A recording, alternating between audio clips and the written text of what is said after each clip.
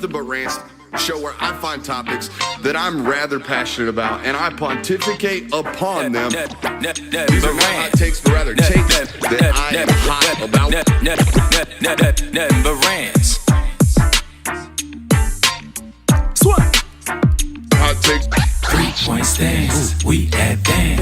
Ball in my hands, I don't take no chance. Touchdown dance, that's my jam. No hot takes, this is nothing but rants. Nothing but rants. Nothing but rants. Nothing but rants. You know Brooks finna cook, let him rain. Try to do it like us, but you can't. Stay the young, going dumb with the chance. Big plays lead to even bigger bands. What's up? What's the word? What's the play? What we talking about? On the scene with the team, yeah, we popping out. NBR, let's get it, let's go. Film guy, get on ready for the show. What it is, what it ain't, what's happening? We gon' hit you with the stats and the facts, man. NBR, let's get it, let's go. Film guy, get on ready for the show. 3-point stance, we advance. Ball in my hands, I don't take no chance. Touchdown dance, that's my jam. No hot takes, this is nothing but rants. Nothing but rants. Nothing but rants. Nothing but rants. Hey, shout it end zone dancing. We about to start it up, it's the anthem. That right, big rings got me handsome. Hold them up like we came for the ransom. I'm in the field, 2-minute drill. Highlight reel, let's review, what's the deal, okay? Watching footage going out of control. Buckle up, we got an hour to go, so let's go, that's straight heat. Ain't no chillin' around here. Back that back, Nat Chance, how we feelin' around here? Got my whole squad in the building around here. If my name ain't on it, then I really don't care. Come on. 3-point stance, we advance. Ball in my hands, I don't take no chance. Touchdown dance, that's my jam. No hot takes, this is nothing but rants. Nothing but rants. Nothing but rants. Nothing but rants. The beat on the beat, hey. Yeah.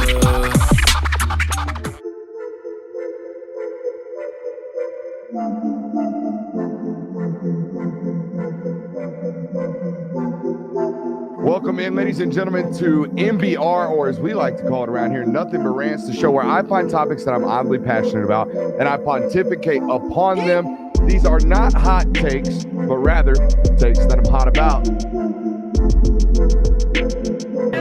What's up? You really like that?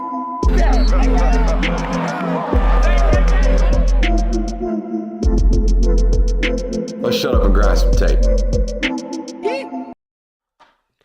What is up, ladies and gentlemen? Welcome in to the Film God Network on a terrifically loaded Thursday evening. We got a saying around here as the week comes to an end, and it's been a long one. I think we've had more content this week than any other week, and we've had weeks where we've done 15 hours of content here on this network. Last show, best show. We got a great one for you, but I want to open with this. I used to have a coach. Shout out to Coach Kenny Dallas out there at Landmark, okay? He is now at Trinity Christian down in Sharpsburg. Nonetheless, used to have a coach who used to talk about, hey, we want to play for the front of the jersey, not the back. Obviously, boys, the front of the jersey got that team logo, got that team name, right? On the back of the jersey, we got that me name, right? Coach, give me the ball. That's back of the jersey behavior. We don't want to be a back of the jersey football player, right? Never want to be a back of the jersey football player, except for as fans, right? That may be good and well for players, but as fans, a lot of us fell in love with whatever particular football team we are fans of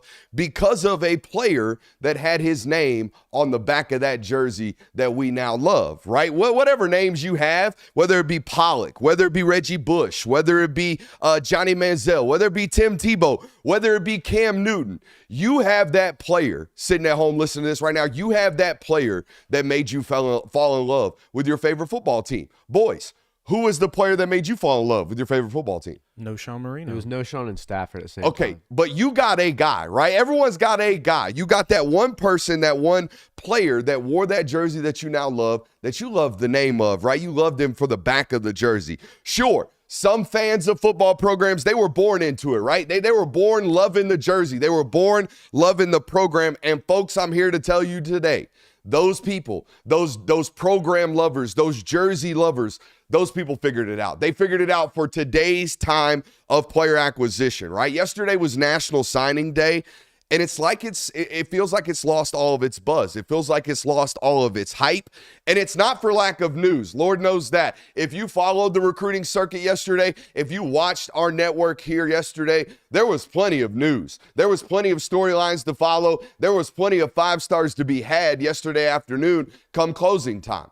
But it's just felt like it's lost the buzz. And it's not because you guys are, it's because rather you guys as fans have now been conditionalized to know that these names that you're supporting and these names that you're getting excited about on days like yesterday, you know those names may only be on the back of those jerseys for only so long, right? It's a coin flip as to whether or not that 5-star that you're getting excited about will even be on the roster that you love and care for within the next 24 months. Fans rooting for the logo moving forward. That's what we've got going on. And I think I've seen it in the comments year over year. I've seen it in the numbers year over year. I've seen it in the storylines regarding recruiting year over year. You guys care less and less about National Signing Day, it seems like, every single year. And that's why. It's because you got a 50% chance that guy that you're getting excited about on National Signing Day, there's a coin flip's chance he might play majority of his snaps for another jersey, right? For another logo. So be a front of the jersey fan and love the names on the back of the jerseys when they win for your football team, right? And here's how I best explain it to you. LSU fans love Joe Burrow more than they love Matt Flynn. They'll tell you that to your face, all right? They do. They love Joe Burrow a little bit more. And Joe Burrow wasn't some homegrown guy for them. All right, Oklahoma fans, to a man, will probably tell you they love Baker Mayfield more than they do a Sam Bradford. It doesn't matter that Sam Bradford played there half a decade, all right, and Baker Mayfield transferred in there. All that matters is that Baker Mayfield won, or they feel like they won, right? All that matters is that Joe Burrow won, and they feel like they won when that guy got there. So from now on, be front of the jersey fandoms, all right? Be front of the jersey fans. You'll probably feel a whole hell of a lot better about yourself, especially as the portal window arrives upon us. We are here. Welcome in. We got a loaded show for you guys. As we say, last show, best show. We got Theoretical Thursday, unless it doesn't happen. Urban Meyer back in the news. Kentucky players leaving in droves. We're going, I put make you say huh in the notes, and I didn't even get to it. Oh, I did. You did? We got Oh, so y'all going to make me say huh today. Yep. The boys going to make me say huh today, and all that good stuff. Make sure you hit that thumbs up button, like, subscribe, rate, review to the network if you have not already. I always throw the rate and review, the subscribe, rate, review in there, because if you miss any portion of tonight's broadcast, we are readily available, however, wherever you get your podcast. Just search the Film Guy Network and go ahead and support us over there as well. Speaking of support, make sure you're giving support to those who support us, like our friends over at Better. As you can now see on the screen, Better is offering a 100% deposit match up to $200 over there on Better using promo code Brooks. Okay, head over there today and you can get on the action. I know I told you we're going to make a live play. Let's do it in the local hour. Okay, let's do it in the local hour. Let's load that up. We'll start the local hour with a Better play in that SEC championship game. I'm going to tell you right now, a little foreshadowing, I'm hammering unders. I'm hammering unders in the SEC championship game this week over on Better. Head over there right now. Again, use promo code Brooks. You'll get a 100% deposit match on your first time deposit. Again, promo code Brooks. Welcome in, boys. How you doing? Fantastic. Doing good, man. Chugging along through the week. Oh, yeah, that's the longest and most solid open I've had in about 2 months. 2 months? Really? I think so. 2 months. Maybe a good 6 weeks. We'll give you that one. I felt like I worked the pin on that one a little bit. Yeah. It was good. Very National nice. Signing Day was yesterday. It was. That was pretty cool, huh? Very eventful day. Well, it's still going on. It's still going on. 2-day stretch left. We got about 36 hours left of National Signing Day till tomorrow at midnight. So, yes, still some stories to be had. We'll give you some intel on that as the night progresses. But we want to start today's broadcast with winners and losers from National Signing Day. I'll go first, and I'll start with an in-state school. I think Georgia Tech kind of falls under both of these categories. They are both winners and losers. They're a winner for the totality of the class. They did tremendous work within the state, and it's something that I've asked of them. I've asked of this football program for a while now. Way too many other programs coming into the metro cities, coming into the state of Georgia and pulling off good football players and going and winning other conferences doing so, right? Clemson's been one of these programs. Kentucky's lived in this state. South Carolina's lived in this state. Schools have come in here, Power 5 football programs, now Power 4, have come in here and tried to take away really good football teams or really good football players that Tech has let get out. Guys, they signed 4 of the top 40 players in the state yesterday, 11 of the top 100. But here's why I think they're a loser. Okay, now, it is reported that Josh Petty's going to end up signing there. But everybody knows when that guy held out, all right, and even admitted there's been some contractual negotiations towards the end of this one. They're already on the books for $800 over 4. They're already on the books for $2.4 million for an offensive tackle who currently, I would imagine, weighs about 270 pounds. So we're probably going to burn year one of paying him reportedly $800,000, all right, but we all know that price went up. So I think they're a winner because of what they ultimately did. I also think they're a loser not only because of what happened to them late in the cycle with Petty and the price going up on someone who I think they overpaid for, but they also lose Damola Adenijahan, the offensive tackle commit from Duluth High School that's now going to South Carolina. So that wasn't ideal for them. But, yeah, kind of a both sides play here for me with Georgia Tech. Yeah, it would have been nice to hold on to some of those commits, like also losing Rashawn Dinkins to Georgia. That wasn't late in the cycle, but that was another one that kind of got plugged from me. But still a really strong class for Georgia Tech. It's the best Tech class I've ever covered. Yeah. I mean, it's the best tech class ever because, I mean, for the first 15 years of recruiting coverage, Paul Johnson didn't give a shit about recruiting. Didn't need to. He was running a system that didn't require it. So it was like, oh, cool. We lucked into Calvin Johnson because Georgia players got him high on his visit. That's awesome. But the rest of that stuff, we don't care. Well, wasn't he pre-Paul Johnson? Well, I was just going for the joke. But, yeah, go ahead. Oh, sorry. But no, it's a great Georgia Tech class. And like you said, it's probably one of the best in the last 15 years. So for that part alone, I think they're winners. I think we all know that Georgia Tech's not necessarily ready to compete for national titles yet, but they have not only crept, but they have clawed their ways back into relevancy, which is something that's very important for this school. Guy let fact get in front of funny on a Thursday. Can't believe it. Go ahead. A loser I had was Oklahoma, solely based on the fact that they lost multiple weapons right before early national signing day and during this period. And that's a team, too, where weapons got very, very thin down the stretch for them this season. They got banged up rather quickly, and it showed up. The offense was inept. It showed up in the quarterback play as well because the quarterbacks didn't have weapons to work with, regardless of who was taking snaps under center. So they lost multiple weapons in that area, and that's a big loss for a program. They did, however, get a quarterback in the class. That's a big win, especially considering that Jackson Arnold announced that he's entering the transfer portal. So big news for them. But, yeah, just ultimate losers, in my opinion, for them on early national signing day. Losers. What do you got for me? For losers, I've got Clemson. I mean, for as much as Clemson talks about how, we are a foundation, we build up, we are recruiting, we don't go into the transfer portal, we don't do any of this, they finished behind Florida State in the signings. Florida State, a team that had one of its worst seasons in history, has been known to have a head coach that likes to go into the portal, that usually builds his roster with the portal. They signed a worse class than that team. So it's a bad loss for Dabo Swinney. I mean, I think they're 28th right now. So if you think, and to be honest with you, I think they're 28th because they're Clemson. Oh yeah, not to do the thing, but I'm gonna do the thing. They've got 2 blue chippers, and the rest of it is Clemson evals, and they also get the Clemson bump in this sense. If you read any coverage about Clemson recruiting, they will tell you, like the person writing about it will tell you that Clemson's got a gift for recruiting. They got a gift for evaluation. And look, to an extent, I've been wrong on guys that they've taken where I'm like, no way. Like, prime example, I didn't think Jamal Anderson was going to be some superstar. He's starting for them as a redshirt freshman right now and playing really, really well. So, like, I miss on some of the guys that they take, but for every one of those, there's the linebacker that he took out of Meadow Creek that's just not very good out of this state. So for every hit, it seems like a miss over there. Yeah, Clemson definitely a loser. I got Oregon as a massive winner on National Signing Day. Flipping Neem offered is huge. Do we want to talk about the story that we heard? Is that credible?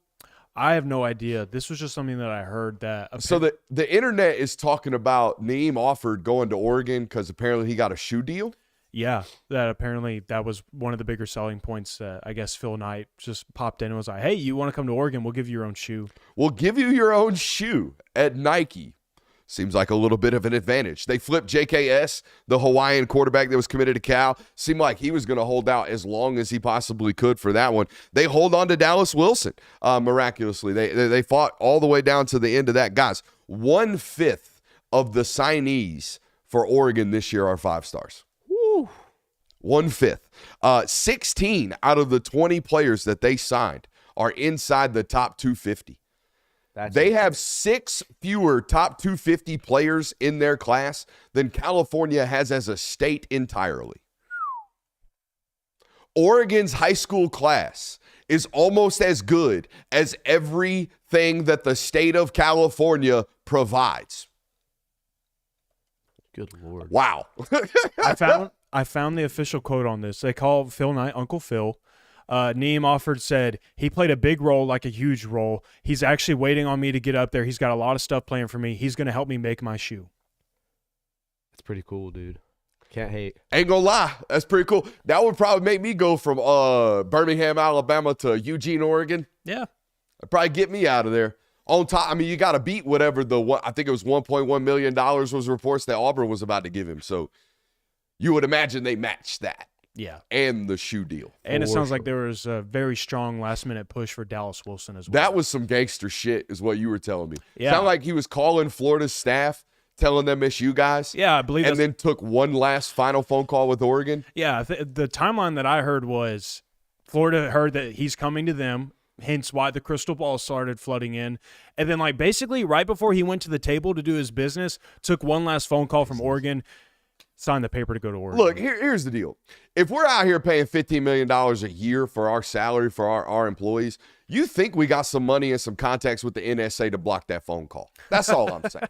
All I'm saying is you it's nut cutting time. We got 30 minutes to put pen to paper, and y'all gonna let Oregon get on the D&D list? I mean, come on. That's crazy. Texas has an interesting class. Now, they're the number one class in America, right? And I have them as winners for that. And they are a massive winner. They're going to go down as the number one class. However, they can't all be home runs. They can't all be great hits. But as the director of recruiting, as someone particularly in this state where they are doing some work, I don't know if it's great work, but they're doing work in this state and the neighboring states. I've seen a lot of these kids that they have signed, including their best player, Jonah Williams, who I think is probably the best position player in the country, all right, in terms of just a skill position player. I think he's insane, okay? So the top of their class, do not get me wrong, they're hitting home runs. They got dudes, I think, okay?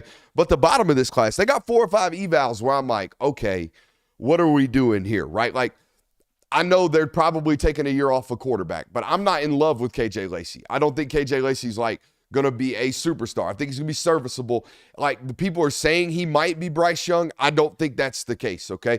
A little bit undersized, doesn't have like super elite arm talent, in my opinion, having seen it in person at the Elite 11. So I question that one, and I know questioning Sark at the quarterback position is insane, but I do.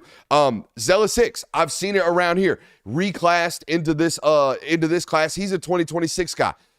He plays at Carrollton, played at Parkview, seen him half a dozen times since he was even 13 years old here in the area. I don't love the eval, to be honest with you, okay? I thought it probably should have been playing in the Big Ten as a safety. Going to struggle with top-end speed in the SEC. Nick Brooks, a kid that finished his career at Iowa, big, physical. Don't know how he fits into a wide zone concept, okay? I love Kelvin Banks. Thought he was the number one tight end, or tackle rather, in high school football coming out. He proved to be that, and I thought it was a perfect fit because if you watch Kelvin, insane athlete. If you watch his high school tape, insane athlete. Nick Brooks is like 385 pounds right now, okay? So I question that one. The Amari Winston signee, all right? This is a 6'1.5", 230-pound tight end that they're coming out to Georgia to get. Are there not 6'5", 245-pound tackle or tight ends walking the earth in the state of Texas that you can basically get for free? There are some things in this Texas class that just make me say, what are we doing here? But I could be wrong on all of them. Could be wrong on all of them. Yeah, I mean, there's certainly questions on it that you would kind of go, I'm not sure how this is going to pay off for you, but the reality is it's still the number one class. They're still going to have that number one by their name. It's momentum building, if anything. Like, Facts. this isn't going to pass or fail until the next 3 years down the road when we go look back and say, okay, hit, miss, so-and-so. So, I mean, as of now, it's a win for them. You really got to kind of go like, I'd say like a 65% hit rate nowadays. That 35% being guys that we missed on and guys that leave because they don't get playing time. Yep. And the secondary category of that, the guys that leave because they don't get playing time, only exist because of the first 65% of hits that we're talking about. Yeah. All right, so when you get down to that bottom half, it's why I love Georgia's class so much, and we'll talk about it in the local hour. I don't think there's the bottom half of this class. I don't think there's 3 or 4 guys that, hey, they'll never play at Georgia. Every year there's those guys. And some of these guys in Texas's class, I'm looking at like, hey, I don't know if that guy ever really plays. And, you know, that bottom half of that class, you can't have a 40% miss rate. You can't. Not at all, no. A winner I had on my list was Florida State, one that I didn't really expect to Late have. Mo. Yeah. It seemed like that they were just kind of finish okay and then do their typical thing of we'll just push really hard in the transfer portal and try and snag as many guys as we can. But they finished out, they held on to Kevin Wynn. That was massive for them. And then also huge. getting Ousmane Krama from Georgia, a Georgia commit, and then he ends up flipping to Florida State. That's holding right now. So they finished strong in that class. They held on to some key guys. They also lost some. They lost a 5-star offensive lineman that they had. But overall, I would say the way that they finished and the way that Mike Norvell and that staff kind of built up as much momentum as they could, that's a good finish. You know, it's funny. When you do this, you can even preface with like, I think they hit 7 or 8 home runs. I think they got the best position player in the country. However, these 5 evals that I've spent a lot of time around, I don't know if I like that. Immediate comments like, dude, you're crazy. They got the best class ever. Be like that. Yeah. Sometimes people just want only positives. So let's talk about another loser. USC, massive loser. Oof. Massive loser. And I know 13th ranked class, good enough, right? Good enough. Here's the deal. I don't know what the plan is at USC right now. I don't. I can't look at the strategy. I understand we got some blue chippers. We got Hussein Longstreet. You got Jakeem Stewart. That's awesome. I love the fact that they flipped Alex Payne from Gainesville High School. I thought, you know what? UNC loses their head coach. This is a serviceable football player. If Alex Payne ends up playing on Sundays, I'm not going to be surprised. I think he's a technician. Love the program that he's coming from. Like that they did that. But how on earth does the University of Southern California only sign 3 of the top 50 players in the state of California? Wow. How does that happen? How does Lincoln Riley, and I know they didn't have a good year this year, but how does Lincoln Riley at USC allow UCLA to sign 6 of the top 50 players in the state? You got doubled up by little brother in the state. And look, maybe you do have a plan. Maybe you think your out-of-state recruiting eval is that great. But we're out here signing 3-star running backs from Virginia, and I love Harry Dalton's tape. I think Harry Dalton's tape is electric. He runs over everybody that touches him. But we think we're going to hit home runs everywhere. I love James Johnson from Douglas County. I think he's a great football player. I do. I think he's awesome. Of a state championship caliber roster, I loved him most here in the state of Georgia. But reality is, a 5'10" wide receiver from the state of Georgia. There ain't some 5'10" wide receivers from the state of California that we can keep out in our state. Oregon comes in, takes 5 of the top 50 players. Alabama comes in, takes 5 of the top 50 players. Lincoln Riley at USC right now has signed players outside of the consensus top 50 from the state of Texas, Michigan, Maryland, Georgia, Missouri, Florida, Oklahoma, and Virginia. What are we doing messing around with, not blue chippers from not our state? When we take projects in most recruiting, most like powerhouse recruiting programs, when we take projects, we take them from the state. You know why? Because in the first 2 years when they don't play, at least they're close to mama. At least they're close to family. All right? So they're not homesick when they're sitting for 2 years trying to develop into the player that you think they might based off your recruiting. Guys, there are 22 of the top 250 players in the state of California. Per capita, they are the 4th highest rated state in the country for elite talent. And this guy's getting the floor wiped with him with in-state little brother schools. I don't think he's doing a good enough job on the local in-state talent. And this was something that we talked about, too, during the summertime when they were getting Isaiah Gibson and they got Justice Terry. And it was like, okay, you're doing a really good job. But you're really branching out over here, and we're not even sure if these are going to stick. And what do you know? They don't end up sticking. Those two guys are not going to USC. And so it seemed like he was trying to widespread himself in his program way too much when there's really good talent in the state that you're at right now. Why not use those assets and try and lock that one down? Because you're in a situation, too, where you are the biggest and best school right now in the state. So you should be able to sell yourself really well. I know Oregon's next door. They have a big selling point as well. They're doing really good. But for the most part, you should still be able to hold on to some of those top-end recruits. I'm all about like trusting your own evaluation process. I believe in it. If you think you've got a process that works, I'm here for you. If you think you can go out and sign 3 or 4 star guys and the rankings don't matter, I'm here for you. But stats tell me that they don't.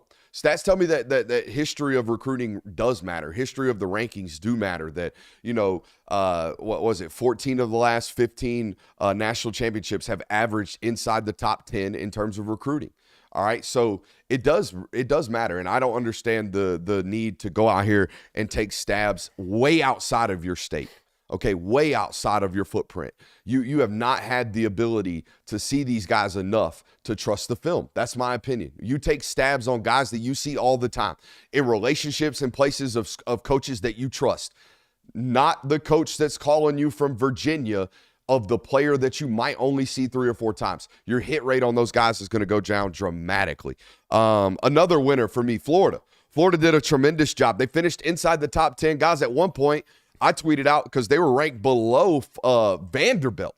They were ranked below Vanderbilt at one point in the summer of recruiting prior to this season. And they go out and they sign a top 10 class, and they do it with some blue chippers at the top of it. But here's where I want to point out some successes for Florida's recruiting strategies. I talked about, some of these guys doing a really good job coming into this state, identifying the players that maybe Georgia likes but isn't bullish on, and going after those guys. Because if they're good enough to be on Georgia's board, they're good enough to win SEC titles. We know that.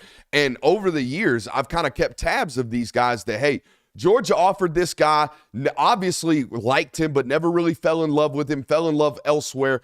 What happens to this guy? Prime examples, Aaron Gates.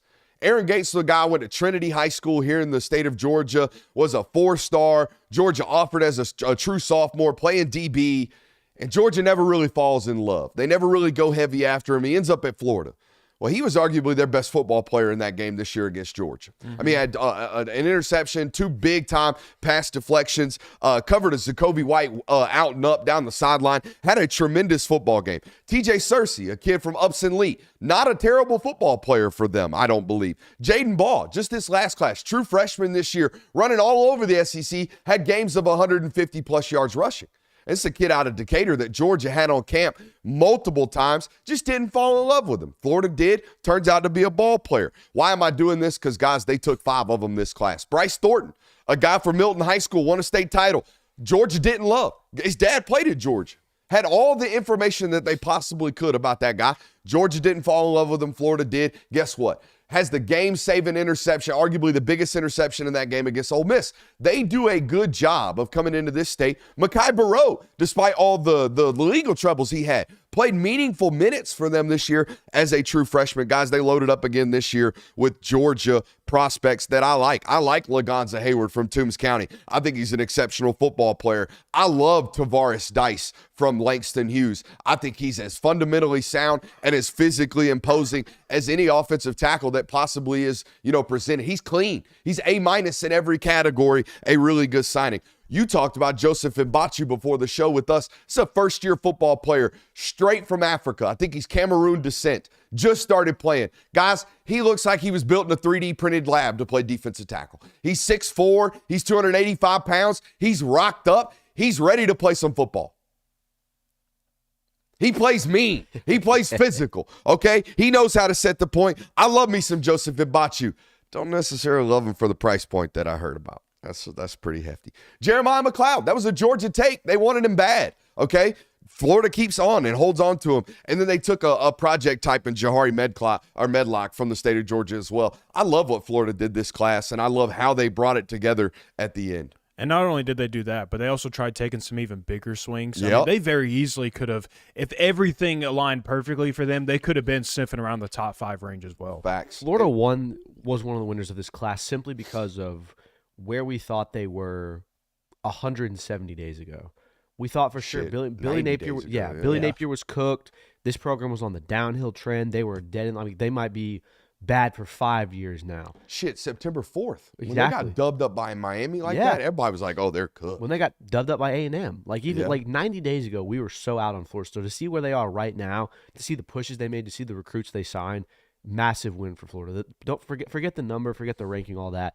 Massive win for Florida. I also have North Carolina as a massive loser. 89th class. You're in the ACC. You were trying to compete 4 or 5 years ago. You're a sleeper team to make the Power Four, or the Final Four college football playoff. Now it seems like kind of swirling the drain right now. Yeah, but you might be hiring Bill Belichick. We can talk about that later. We will. Any other winners and losers? I think we need to talk about Auburn winning. Okay. Auburn had an abysmal season, and despite that, Hugh Freeze basically has a stronghold in the state of Alabama as a recruiter. 8 for 10. They signed the number 5 class, so they're relevant nationally. So it's not great on the field right now, but you'd have to imagine that with the talent that Hugh Freeze has been able to get in, the recruits that they're signing, things could turn around for Auburn. Since I'm bashing on people tonight, I don't love the D tackles that they took. That's I fine. know they're extremely highly rated. I've seen them both in person.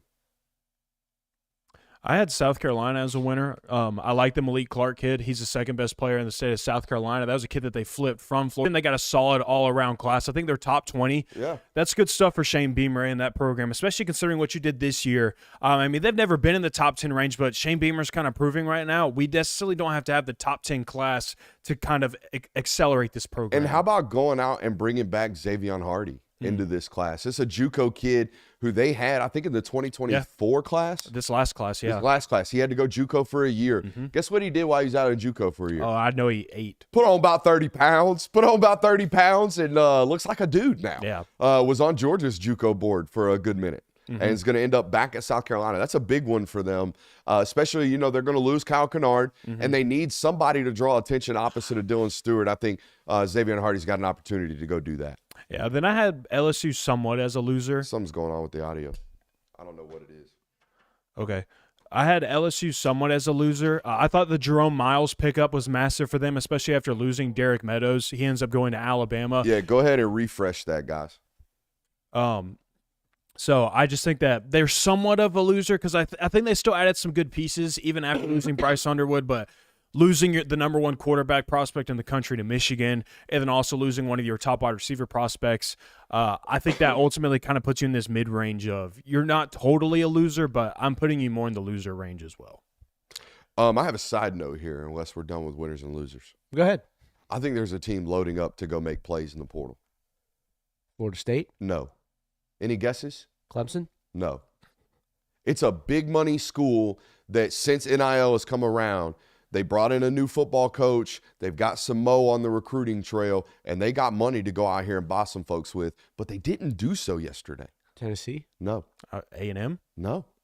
I have no idea. What Shout out to the Cornhuskers. The Cornhuskers, the Nebraska Cornhuskers, I think are loading up for big-time portal plays, and here's why. In 2023, his first full class, he goes all in on Malachi Coleman. Now, Coleman's already in the transfer portal. It didn't work out.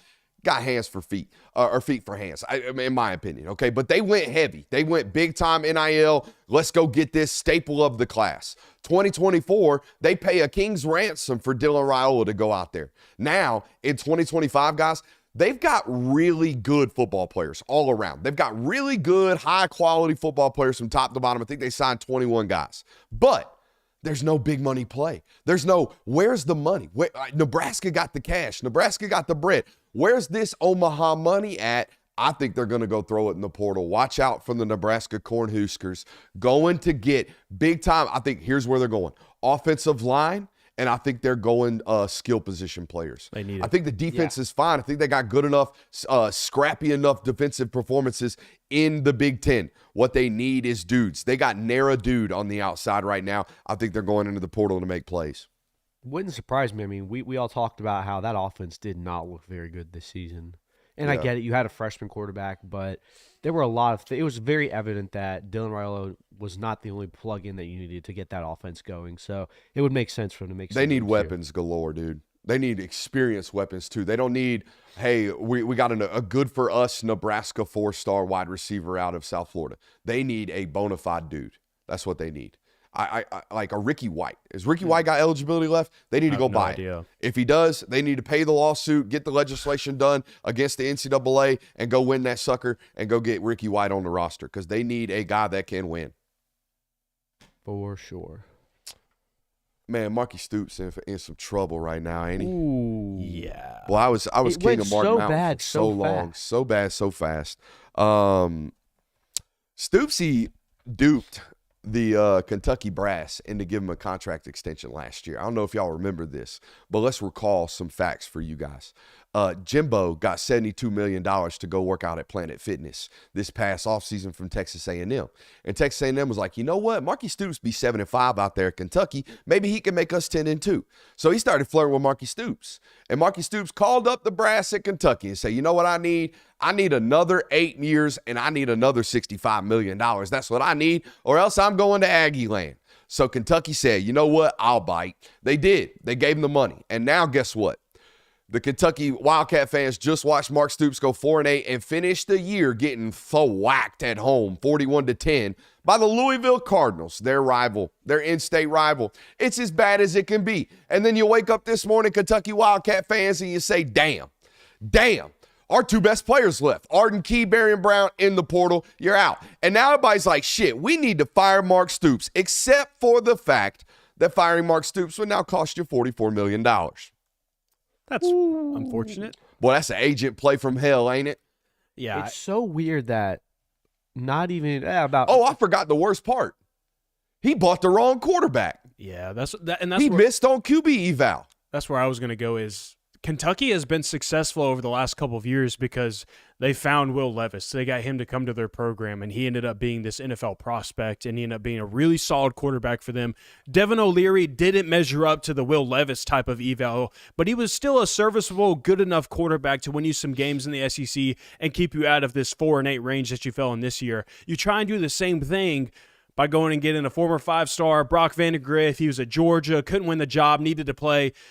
And it just didn't pan out. It didn't work the way you hoped. Other note about this, watch out how these people are reporting some of these players in the portal. Every player that goes in is going to be a game changer based off how it's tweeted. I saw a guy today tweeting about Barian Brown, who, by the way, Barian Brown, good football player, really speedy, electric when the ball's in his hands, 99 speed, awesome, great football player. I do not mean to diminish him. However, it was reported today that he's got like 3,500 career all-purpose yards, and that's awesome. He's never gone for more than 650 yards in a season as a receiver. Okay, like 65% of his total scrimmage yards are as a returner, and he's a great returner. All right, but just be aware how some of this stuff gets reported. I think Arden Key's the best player in the portal right now. I think Arden Key's a dude. Yeah, that's my opinion. And it's and when it comes to the transfer portal season, like a lot of times too, it'll be like former 5-star and top 50 recruit enters the portal with 2 years of eligibility left from so and so. It's like, damn, bro, you copy and pasted that straight from the agent, dog. And then you go and look at what they did over the last 2 years, and it's like 2 tackles played in 8 games, things like that. But yeah, I mean, they're going to sell the headline as they should, but yeah, just gotta be careful for sure. No, it's weird how quickly we went from. Yeah, I could see Mark Stoops kind of elevating Texas A&M to one of. I mean, look what he's done with Kentucky. They always win 10 games, and now it's like, oh, he's gonna get fired soon. Did I call him Arden Key? You did. He's Dane Key. Yeah, Dane Key. I'm sorry. Who's Arden Key? Was he an edge rusher out of Kentucky? Sounds Will you Google familiar. that for me? I think Arden Key was a really good edge rusher for Kentucky. ARDEN. Yeah, I got it. He looks like he played at LSU. Okay. But he plays for Tennessee Titans. And he was an edge rusher? He's a linebacker. Is he from Hateville Charter in Atlanta? Yes. Urban Meyer was in the news today, boys. Oh boy. Mm-hmm. How about this? Urban Meyer. There were internet swirlings that the part of the Ohio State brass that wanted Urban Meyer run out of town is apparently up off of the Ohio State brass. They've retired from big, rich movements in college football. So there was internet rumblings that, hey, the current Ohio State brass, not opposed to Urban Meyer returning to Ohio State and returning the Buckeyes to glory.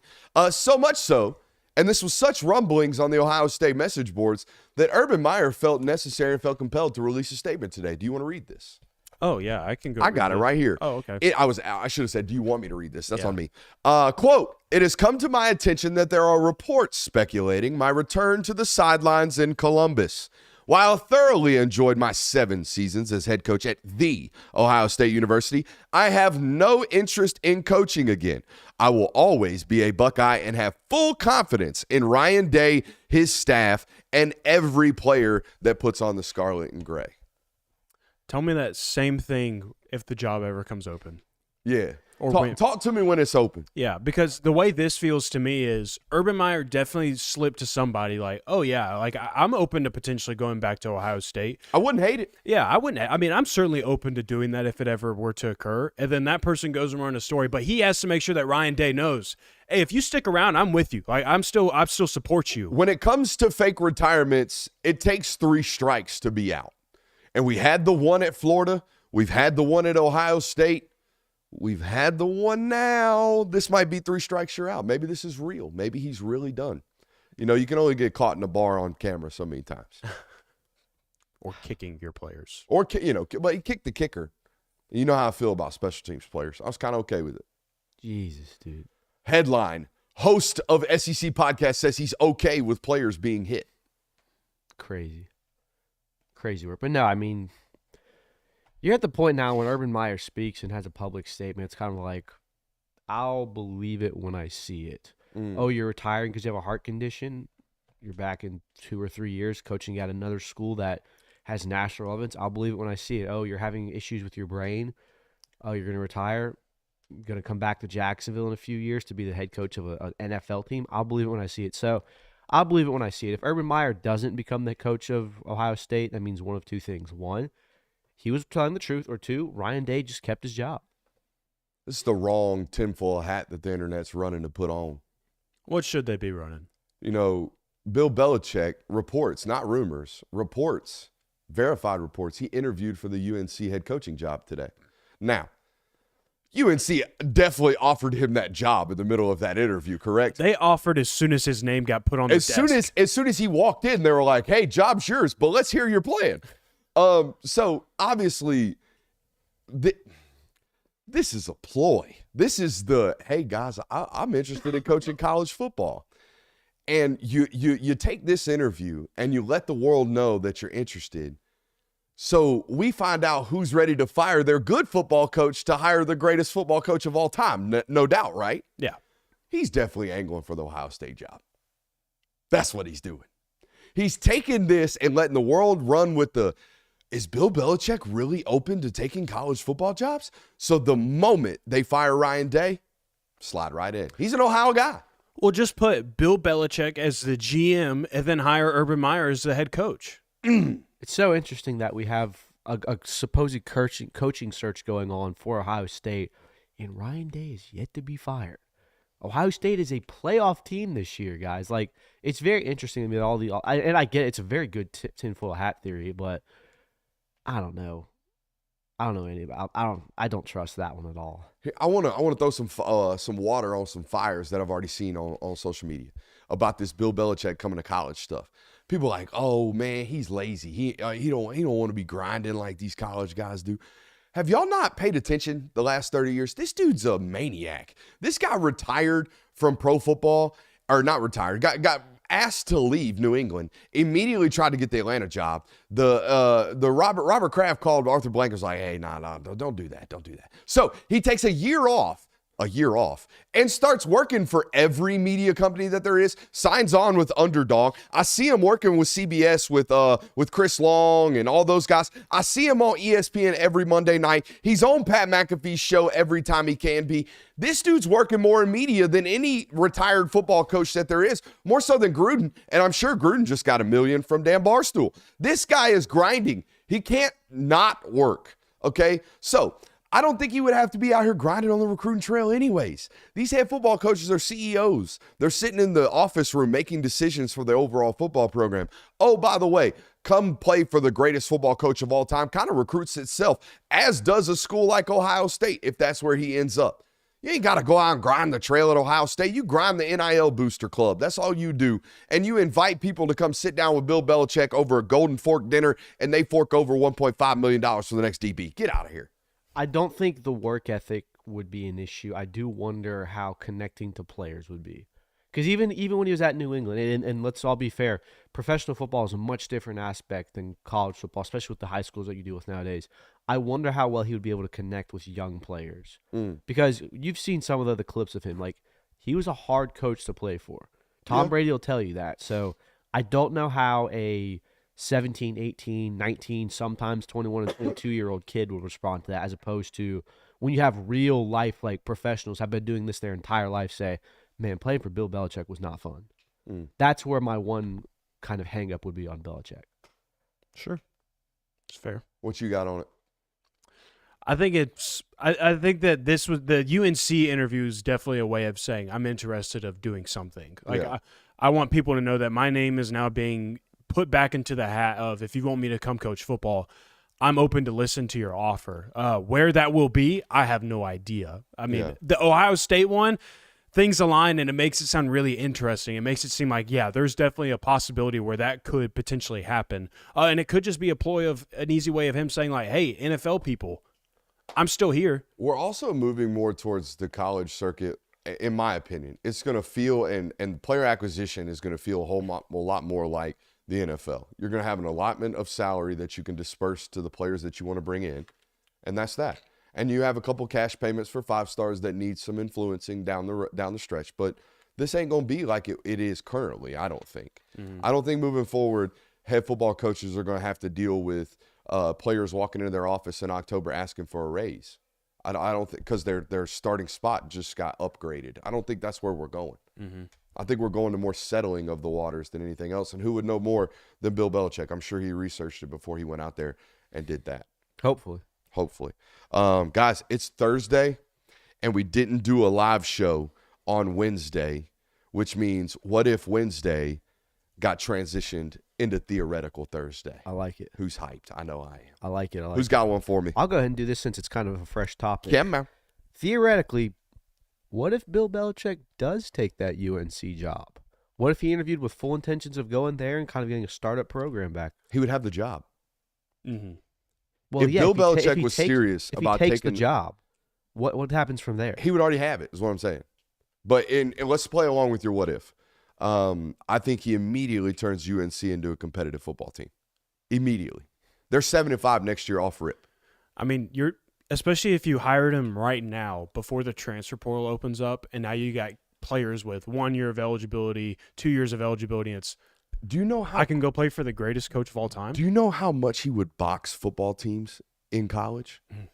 You know how many offenses we study that have tendencies that my dumbass can pick up? You know what I mean? Yeah. The greatest defensive mind to ever walk the planet. The guy who all these college guys that you all love, Saban, Smart, Lanning, all of them are ripping from defensive strategies that Belichick put into football in like the late 80s. Like the early 90s, this dude was doing this stuff. He's been teaching this stuff from the jump. So you're telling me he ain't going to be able to box NC State's ass up on a Sunday or Saturday afternoon? Come on. This guy would take mediocre talent and make them an above-average football team from day one. Hell yeah. That'd make UNC fun. I think it would too. It would. They damn sure ain't giving up 70 to James Madison. No. Gosh, no. You know what I mean? That was embarrassing. It was embarrassing. Theoretically speaking, I'm going on Fandom tomorrow at 5:15. That is not theoretical. That is a fact. Gonna have a nice suit on. Theoretically speaking, what if I absolutely slay the Fandom show for the 4th time? So much so that ESPN brass is just like, hey, co-host job right on spot. I'll pack my bags. Yeah, we'd probably be out of a job if that happens, so I hope that doesn't. Promise to you boys, I will pull rank. I will pull leverage. Like, you know what? Ain't going unless these two come with. That'd be pretty I'll sick. put it on the line. Let for me you operate boys. the phone lines, Paul. Let me be the tap-in guy. I like that. I'll tap in, legend. I'll do whatever you need, guys, within reason. I like this. I like this. Theoretically speaking, Penn State wins and Georgia wins on Saturday. Does Notre Dame get pushed behind both Texas and Ohio and Oregon? I hope so. I would hope so too. I hope so. That being said, though, have you seen the photos of what's going on in South Bend, Indiana right now? No. Oh, they got feet. They got feet of the snow flurries. Oh. They got lots of the white stuff on the field. Okay? I think it'd look kind of cool. Oh, you want them? They could still have the home playoff game. Yeah. Have the home playoff. Just have Oregon at number 5. You have Texas at number 6. Oregon gets pushed to number 7.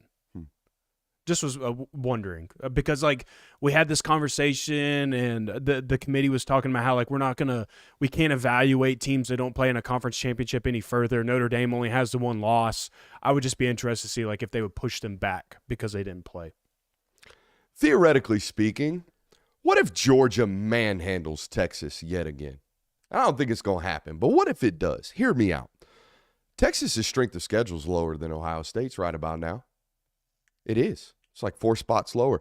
Texas has 0 wins over a currently ranked opponent. Ooh. Not a 1. They will have played 1 good team all year, per the rankings, and they will have been handled twice. Side note, how does Texas in year 1 of the SEC avoid LSU, Alabama, Ole Miss, Tennessee, and, by the way, they get Florida and Georgia at home? How does that happen? It's called the red carpet treatment. That's my tinfoil hat. Greg Sankey said, oh, big national brand, super relevant in the national title scene right now. Come on in. Let's give them a cupcake. Don't worry. We'll get you a nice It is kind of crazy that they played. And this was before people knew what Vanderbilt was going to be. It was dude, at least Missouri's got at Bama. Yeah, it was. You know what I mean? It was Vanderbilt, Mississippi State, Kentucky, and then they tossed in Texas A&M at the end of the year. Well, and they brought had the to play rivalry them. back. Yeah, they had to play them. But I mean, the teams that they pulled in. I mean, good on you. The fact that you got that draw your first year in the SEC and you did everything you were supposed to. Facts. You're in Atlanta this weekend. You did not pull a Miami. No, you did not. So you handled your business. You did what you're supposed to. So kudos to you for doing that with the schedule that you were given. You didn't lay an egg, but still, like, man, it doesn't get any better than that. Theoretically speaking, and I want to kind of. By the way, I think it's a rock fight on Saturday. I think it's a very tight football game. Cheat clincher for 4. We'll save that for the next hour, man. Yeah, we're teasing. Okay. Theoretically speaking, I kind of feel gross saying this, but what if on Saturday, the SEC championship, first drive or so, Carson Beck gets hit, concussed, out for the game. Texas goes on to win that game by, I don't know, 25, 30 points. What if that happens? Georgia's still in the playoff. I would think so, too. Even though they get blown out? Yeah. I mean, if they get blown out with the starter, that's a different story. If Carson Beck plays 4 quarters, they throw 3 or 4 interceptions and lose 42-10, we're going to be sitting here sweating it. They say Sunday they watch the afternoon. games, Kirby. Yeah, so if you watch that game. If they watch that game that you just described and the starting quarterback goes out and Gunnar Stockton finishes the last 3 quarters, and we know it's not a season-ending injury, Georgia's fine. But if they get handled with all the weaponry available, it's going to be a nerve-wracking Sunday. I agree with that. Theoretically speaking, what if we saw the spark of that Tennessee deep passing attack last weekend? They shredded Vandy through the air.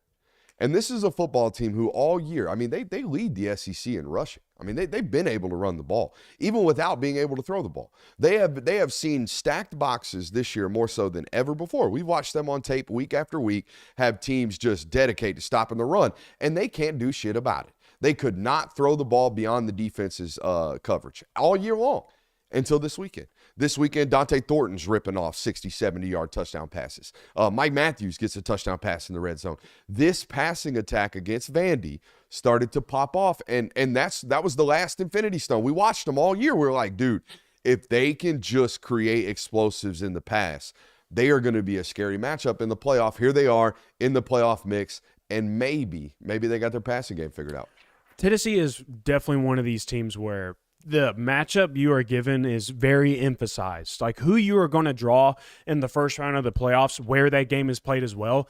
That's really going to play a big role in how I think you're going to fare in this playoff scenario or whoever you play. Like if it is Ohio State and you got to go to the shoe, like if that's your first round matchup, I don't know how I feel about that matchup for you. I think your defense would play well against their offense, but their defense would probably play really well against your offense as well. So I think it really, really, really depends on the matchup for Tennessee. It was against Vandy, bro. They couldn't hit deep shots against Mississippi State. Yeah, that was a problem all year. It's been a problem all year against everybody they played, not named Tennessee Tech or whoever they were playing at home in the whop-up games. Yeah, I mean, that would be terrifying if it's like, hey, Tennessee's offense is peaking at the very right time, especially with – we have to presume this is the best defense of the Josh Heupel era. So to kind of get the best – assumptions, it is. That's top 5 unit, top 5. They play hard. So, yeah, I mean, it's kind of scary to think about that. Theoretically speaking, is there a way for Dylan Gabriel or Ashton Jeanty to win the Heisman this weekend? Ooh. Yeah, I mean, I got it unless it doesn't happen. Look, Ashton Jeanty has not played a primetime football game all year. Nope. They played on the cock against Oregon, okay? That was not on primetime. They playing Fox Friday Night Foosball this weekend. Every national Heisman Trophy voter who's not watching Milton versus Lee County, like I will be, okay, will be sitting down watching this foosball game. And they're going to watch Ashton Jeanty go for 3 bills and win a conference championship, punch a ticket to a playoff, and they might change their mind about this here Heisman race because right now it's sewed up. Mm-hmm. It is sewed up Travis Hunter. Oh, yeah. Dylan Gabriel, no. Ashton Jeanty, yes. It would have to be like 3 bills. More than that. 3 bills, 42-38, overtime football game. Jeanty's the only reason they win it. I go 450. 450? Yeah, guys. Bro, come on. Travis Hunter's minus 1,000 odds right now. He's got it locked up. Like you need a record-breaking performance from Ashton Jeanty for people to say, okay, maybe we were wrong about this guy. Like 3 bills, yeah, it's gonna be very impressive. You're gonna come in second. You're gonna get second most first place votes, but Travis Hunter has this thing on lock. Can't wait for a no context guy to clip they played on the cock against Oregon. Yeah, 450 is a lot, bro. Yeah, I think 300 serves it up. 300 serves it up. 300 makes it 300, 3 tuds serves it up. That makes it a Heisman winner. He's not. Oh no, dude, he'd have 2,500 yards at that point. I think. Awesome. He did it in a G5 schedule. Like that's clearly been. Didn't Travis Hunter? If we're being honest. Yes, but no. Like shout out to the Big 12. I love the Big 12. We love the Big Power 12 Four is just held in the higher regard. That's just what it is. Like name the last G5 Heisman winner. Name the last time a G5 team had a playoff spot. Theoretically speaking, what if all 4 playoffs? Exactly my point. Dubbed him Cincinnati 3 years ago. Dubbed you. Continue. Theoretically speaking, what if all 4 newcomers win the conference title this weekend? What if SMU wins, Oregon wins, Texas wins, Arizona State wins? That would kind of make the point that realignment was right. I mean, the only surprising one there is SMU. There were people picking Oregon to win the SEC, or Big Ten because they're a top 10 roster. There were people. I mean, hell, there were people picking them to win the national title, rightfully so. Yeah, it would just be kind of crazy if like all 4 conference title winners in the Power 4 were newcomers. Like they were all new to the conference. It would be interesting. That's for damn sure. Yeah, it would be surprising. But again, like far more surprising if Stanford would have pulled one out of the hat. How about we didn't talk about it the other day? How about Andrew Luck getting back into college football? Have y'all seen this? I saw he's going back. I didn't see what he's doing. He's the general manager of the Stanford Cardinal. Hell yeah, good for him. I got an Andrew Luck impression that I'm working on. Andrew Luck. Mm-hmm. I feel like he's got a pretty easy voice to do. It's just really deep and Go talk for it, slow. Sam. I'd have to hear it to do it, but let's move on to unless it doesn't happen, shall we? Let's do it. Also, ask you guys go ahead and hit that thumbs up button if you haven't already. I offered up some money for likes yesterday, and all of a sudden we got thousands of them. Isn't that crazy how that works? Mm-hmm. I gotta put my wallet on the line. I gotta put donations on the line. I gotta give up $500 just to have a successful stream around here. That's what I gotta do. Y'all making me whore myself out. Crazy work. Hit that thumbs up button. Unless it doesn't happen, guys. Kevin Jennings of the SMU Mustangs been playing some damn ball. They've been playing some damn ball. This SMU Mustangs team, arguably one of the fastest teams in college football. You know who really struggles with team speed? Clemson. Clemson struggles with team speed. Speed, and more speed.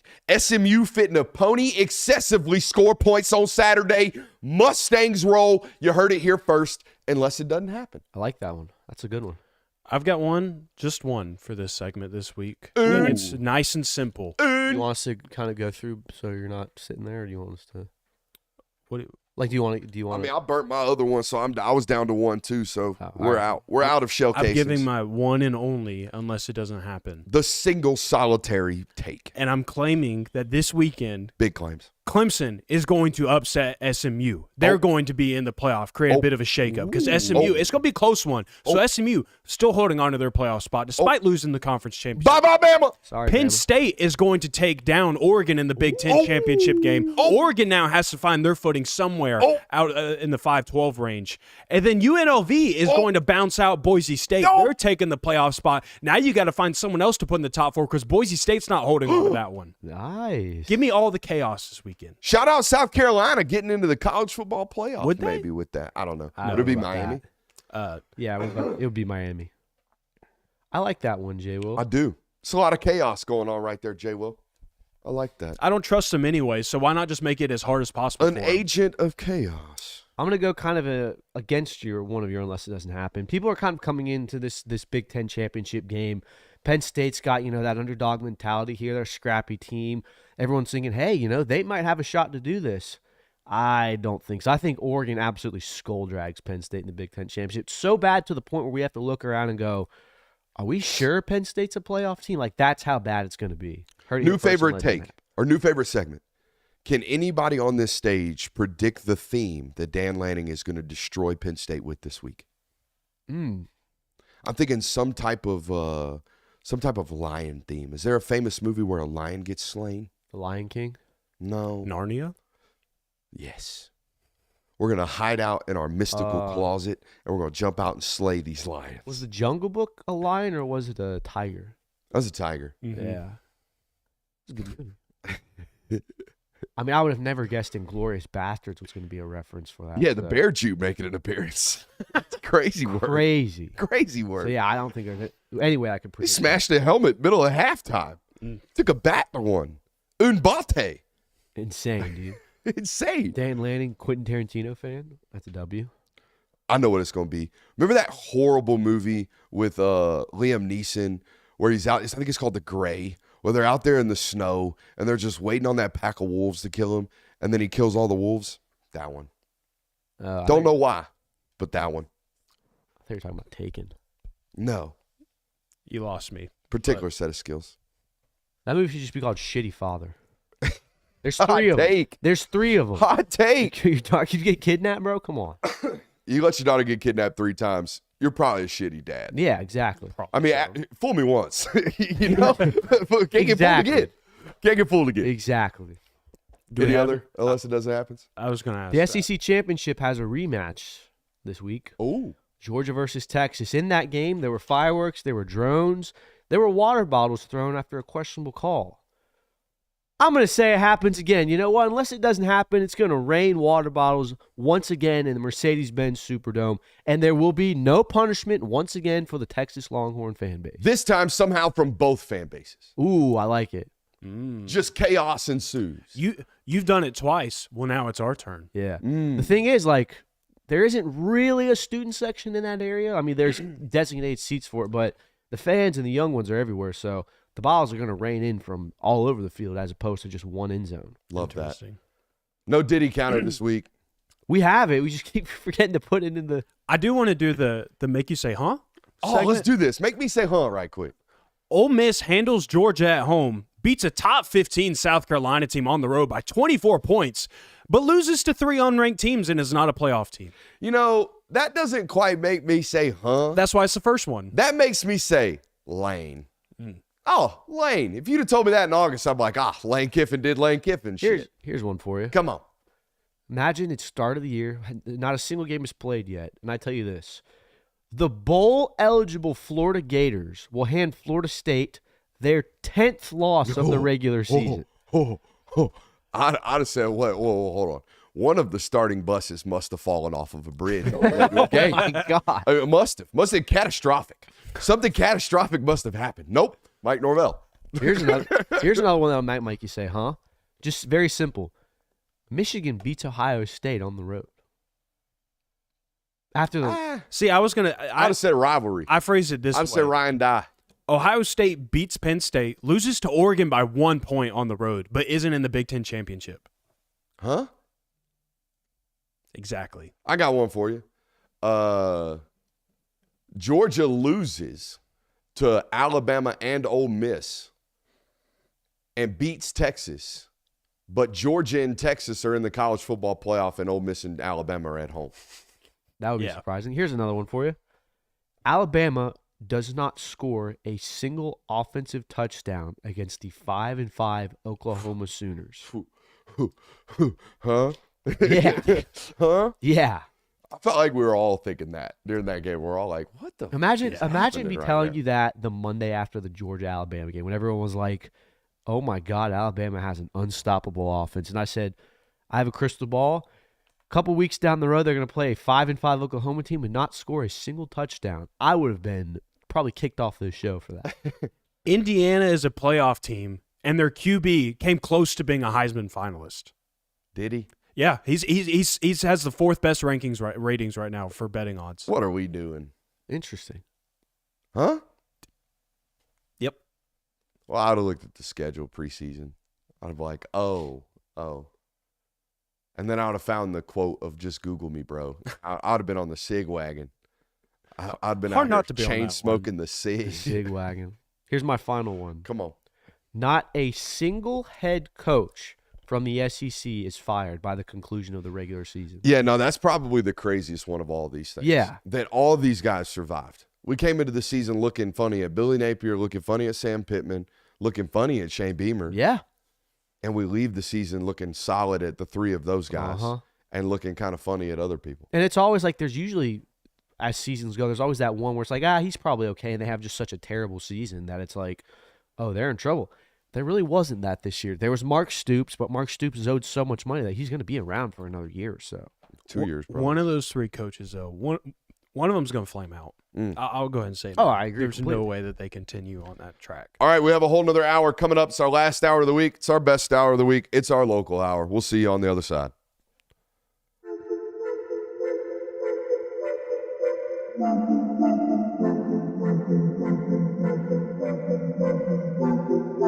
Welcome into Talk the Dog, the show where we find a bone to pick and a take to give. These are not hot takes. These is dog takes. Can I talk that dog? What's up? You really like that?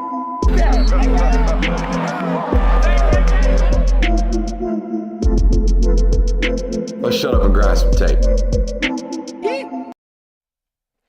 Just absolute debauchery just went on in between show breaks. Nah.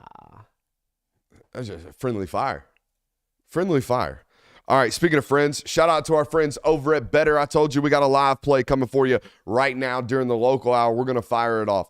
I think this is going to be a defensive struggle on Saturday. I think these are, when they play their best, two of the better defenses in college football. Texas has been the best defense in college football week to week all year long, and you can tell me they ain't played nobody, Paul, but they even made it hard against Georgia in their first matchup. I'm fading both of these quarterbacks in this football game, and I don't even know what the lines are. Right now, the line on Better, can you see my screen, is 245.5 yards passing. I'm going to fade Carson Beck on that one. Give me the under, and I'm going right down to Quinn Ewers, and I'm going to fade that one as well. 236.5. Give me the under on that, guys. I think we're going to get ourselves into a 20-17 type of football game. I think we're going to get ourselves into a field position type of football game on Saturday in the SEC championship game. I love the perfect play over there on Better. Go ahead and sign up today using promo code Brooks. Get that 100% deposit match up to $200 over there on Better right now. I think we're 4-1 on Better plays this season here on the network, so join us on that play today of fading both of those quarterbacks. What do you think about that play, Kirk?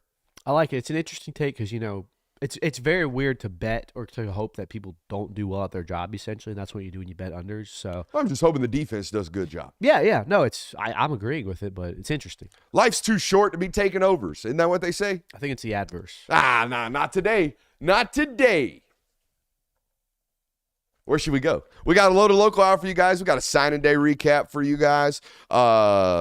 News still lingering in the 2025 class that I want to hit on. We're going to give you some intel on some names left out there. Final thoughts and prediction of the SEC championship game. Ticket prices at an all-time low in the SEC championship game. We got a pick 3 segment today, and of course, we're going to give you our game ball predictions. Already gave the shout out to Better, so let's go ahead and give you the signing day recap. I tweeted about this, and I'll go ahead and recap it right here on the show. Make sure you're hitting that thumbs up button, like, subscribe, and rate, reviewing. I think this is Kirby's deepest class to date. And I tweeted about this, and people were like, whoa. Some of these other classes were great. They were great. Like in 2018, he signed 7 5-stars. 6 of those 7 are currently on an NFL roster. The 7th is Adam Anderson.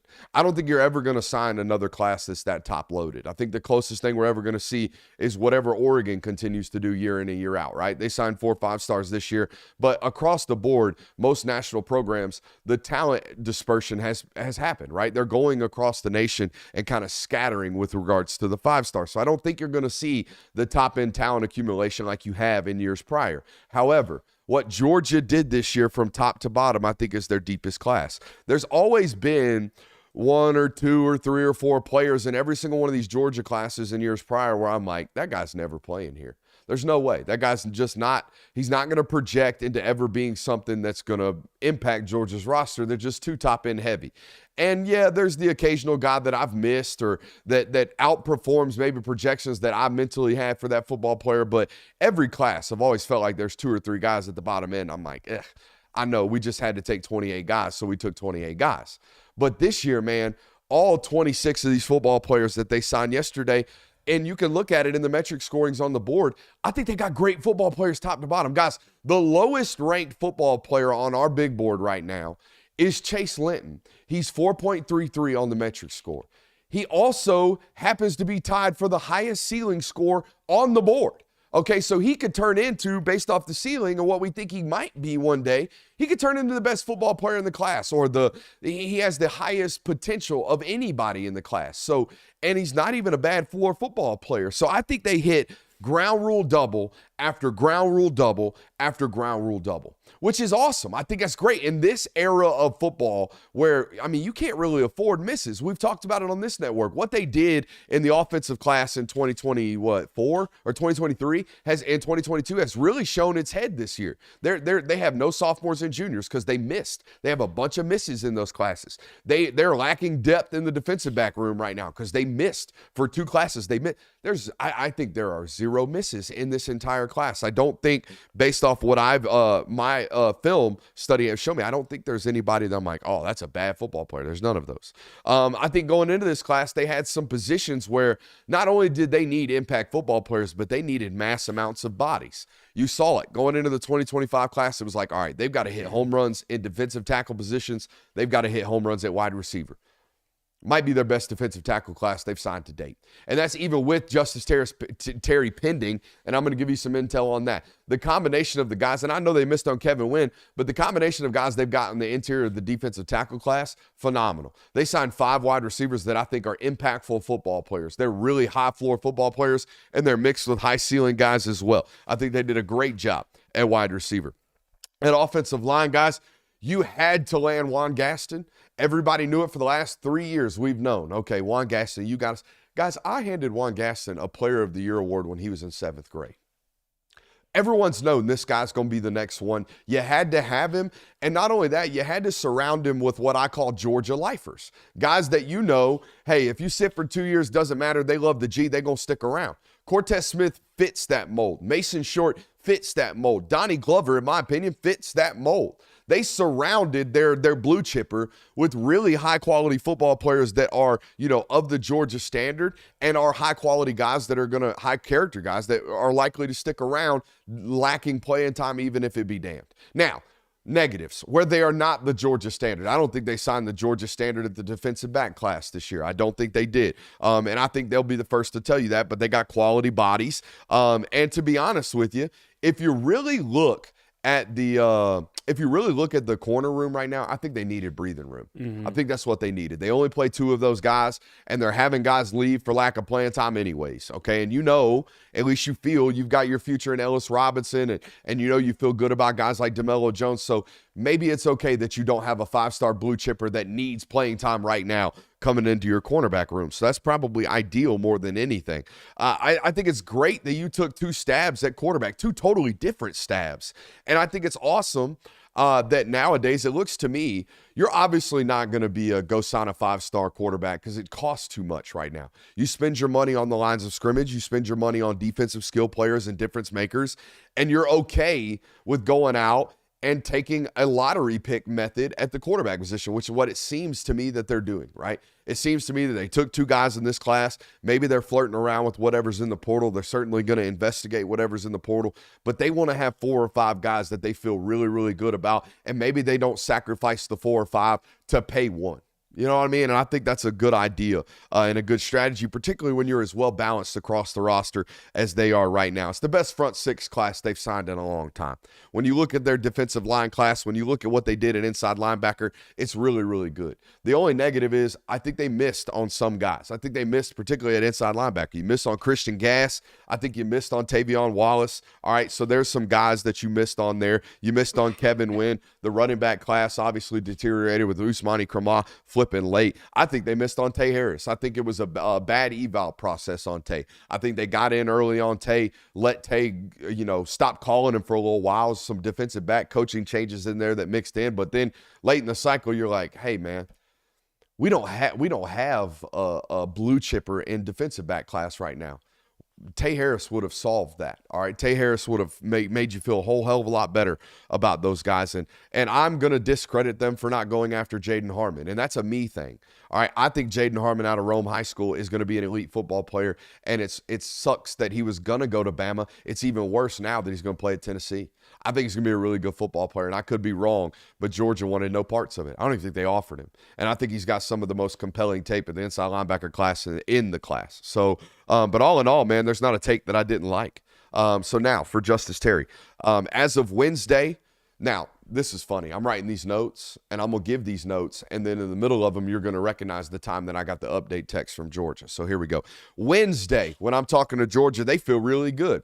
Today, when I'm talking to folks out of Auburn, they feel really good. Now, it makes sense as to why Auburn would feel really good right about now, as the chat is apparently making Zen references. So that's awesome. I love when our chat gets creative. But Thursday, this morning, talking to Auburn, they feel really good. Now, why does Auburn feel really good all of a sudden? Well, they missed on Neem Offord. Now, in the recruitment of Neem Offord, you would assume Auburn allotted some salary for that football player. He's a 5-star, number 1 corner in America. If you're going to go get that guy, you're going to have to pay for that guy. So whatever they were potentially setting up to pay Neem Offord, that money is now available. Ooh. Right? You would think. So now you would think the final offer from Auburn just got sweeter. All right, so today I'm thinking in the notes, I mean, I literally got it. I got both articles prepared. We got both articles prepared, right? Coin flip. Then I'm texting Georgia. We got plenty of money. For this one, we got plenty of money. I think it's Georgia. I think Georgia's going down to the wire. They're going to feel good. They're going to do what it takes to make sure this guy ends up in red and black. Sounds like a good one to do that for. And he's our highest rated player. Yep. He's our highest rated player in 2025 is Justice Terry. Higher than Elijah Griffin in this network. And it seems like they have these moments too where if they feel like they need to do it, they will do it. I think that there kind of gets to be this narrative a little bit like, oh, Georgia doesn't spend money. Georgia's not willing to pay these players, and Georgia loses these recruits because they're not willing to spend the money necessary. I think they do it when they feel like it is necessary. For sure. I mean, they definitely. I mean, they did it with KJ Bolden. They tried to do it last class with Mike Matthews. Right in December, they tried to get that one, from my understanding. So yeah, they are a when needs necessary, go make ball plays. They did this with Damon Wilson. Yeah. Damon Wilson was flip-flopping. Am I going to Ohio State? Now, he didn't take as much money to go to Georgia as he would of other places per my sourcing, but the ball got played late. The ball got played. Georgia sets a precedent that they are not willing to play with NIL because they don't want it to consistently be, oh, how much are you giving me? How much are you giving me? How much should I get from this? Yada, yada, yada. But when it comes down to the brass tacks of it, they are absolutely willing to shell out money when they think it's appropriate. So this is clearly one of those examples, and you would think that you have a really good feeling if you're a Georgia fan right now about signing him. All right, in summation, my guys this year, Juan Gaston, can't believe we robbed that. Outside the top 100. I feel like I just found Google stock for like pennies on the dollar. I feel like I just bought Google or I was first in on Bitcoin. I feel like that guy right now. Or like some meme coin, like the Like I was the first one to launch Doge or Hawk Tua coin. Is she going to jail for that? I don't know. Crazy. Landon Roldan, my guy. Mason Short, my guy. And a show collective guy. I'm glad we added this in, and I don't disagree with it. Bo Walker. Yes. You like that one, huh? That film was like, this is DeAndre Swift. If he hits, you get a perennial my guy. Let's go. My first Fact, one. right now. Wife scouts for this class. Elijah Griffin, Justice Terry, assuming he signs tomorrow, which we all believe he does. Zayden Walker and Elias Williams. Your wife ought to be able to walk out to a high school field and go, hey, that's the dude going to Georgia. You're right, honey. He is. Good job. I want to read you some text that I got. I tweeted out yesterday that it's blasphemous that Juan Gaston's outside the whatever he is. These are the text messages I received. These are all outside of Georgia, by the way. Quote, top 5 player. Quote, OL1. Quote, industry is broken. Ooh. Juan Gaston going to be a first-round damn draft pick, and he going to come out, what is he right now, 185? Yeah, I think it's something I guarantee you, when he's drafted inside the top 20, there's going to be some shift into that one. They're going to go back retroactively, say he's a top 100 player. We nailed it. You watch your ass on that one. No different than I said when we watched Chase Linton's video when he committed to Georgia. He was a 3-star. What did I say? This sumbitch going to be inside the top 100, isn't he? And guess what? He finished at 41. These damn rankings, man. Well, now what will happen is when February rolls around, Juan Gaston's going to get this massive bump before he gets to Georgia. Oh, yeah. No different than that one time I called out that one recruiting service about C.J. Wiley's recruiting ranking. He was rated a 3-star outside the top 1,400. Man's who's in charge of the recruiting rankings had the nerve to hop up in the mentions talking about, well, we don't follow everybody else. We're leaders around here at this recruiting service. Oh, and by the way, the 10.78 was win aided. He actually ran 10.8 flat. And then guess what he did the next day after tweeting that nonsense? Ding, ding, ding. Oh, suddenly C.J. Wiley's in the top 100 on so-and-so's recruiting service. Frauds. Oof. Georgia also did a very Georgia thing late yesterday and ended up pulling away a kid that Okonkwo. Okonkwo. From NIU. From NIU. One of those Huskies that was going to go take a shit on Notre Dame's field. Now a dog. Late night edition. Well, I've heard the senior tape is really good. Yeah, that was the first word I got this morning when I called about it. Was like, wait till you see the senior tape. And my initial reaction was, wait a minute, we have DB tape that is actually digestible. That's what I'm excited. We have DB tape that's digestible. All right. Let's find so out. You know what we do around here? We shut up. We grind the tape. Let's do it. By the way, make sure you hit that thumbs up button, like, subscribing, rate, reviewing, all that good stuff. Mom's basement's cooking. All right, Mom's basement's cooking. Yeah, Lav's on. Making sure. Lav's on. Oh, we got some return tape. Shout out Hillgrove. Harrison. Oh, ball tight. Ball tight. I love the ball security right here. We got a foosball player, ladies and gentlemen. Now, this is one of those, this is an NIL scholarship, right? We ain't getting no Go Dogs tweet. No. You know? Oh. It was also late at night. Kirby was probably slumped. Nah, Kirby don't sleep. Kirby about a 3-hour night guy, no doubt. Out there at corner. Come on, lay a stick right quick. At the goal line. Hi-ya. Ooh. Hi-ya. Ball out, too. We going that way. He's tall, isn't he? Mm-hmm. Yeah. Like a good 6'2", it looks like. Oh, yeah. That's special teams ball. Oh, yeah. Cribbo. Oh, get that horse off your back. Bro, the kicker tried to trip man. him. Did you see that? Yeah, I did see that. Untuck the jersey, bro. Let's get some drip out here. I like the pedal. The pedal looks smooth. What in the hell is the quarterback doing right there? What the hell? What are we doing, fam? I like the pedal, though. That's what we're watching here. Look how smooth the pedal is right here, guys. Okay, never really in a bad spot. The quarterback was trying to throw that shit away. His head's very still as well. Yes. Good call. Still at the top, fast at the bottom. Yeah, he's a patient football player. Look at the click and drive. Oh, my God. Heck yes. Oh, finish and wrap up, big dog. Come on.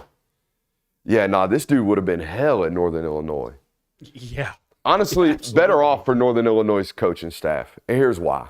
Ain't nothing more heartbreaking than doing your job, finding this guy, getting him to your program, him being a freshman All-American, and then leaving to go to Ohio State. This, at least he breaks your heart before you find out how good he truly is. Yeah. You know what I mean?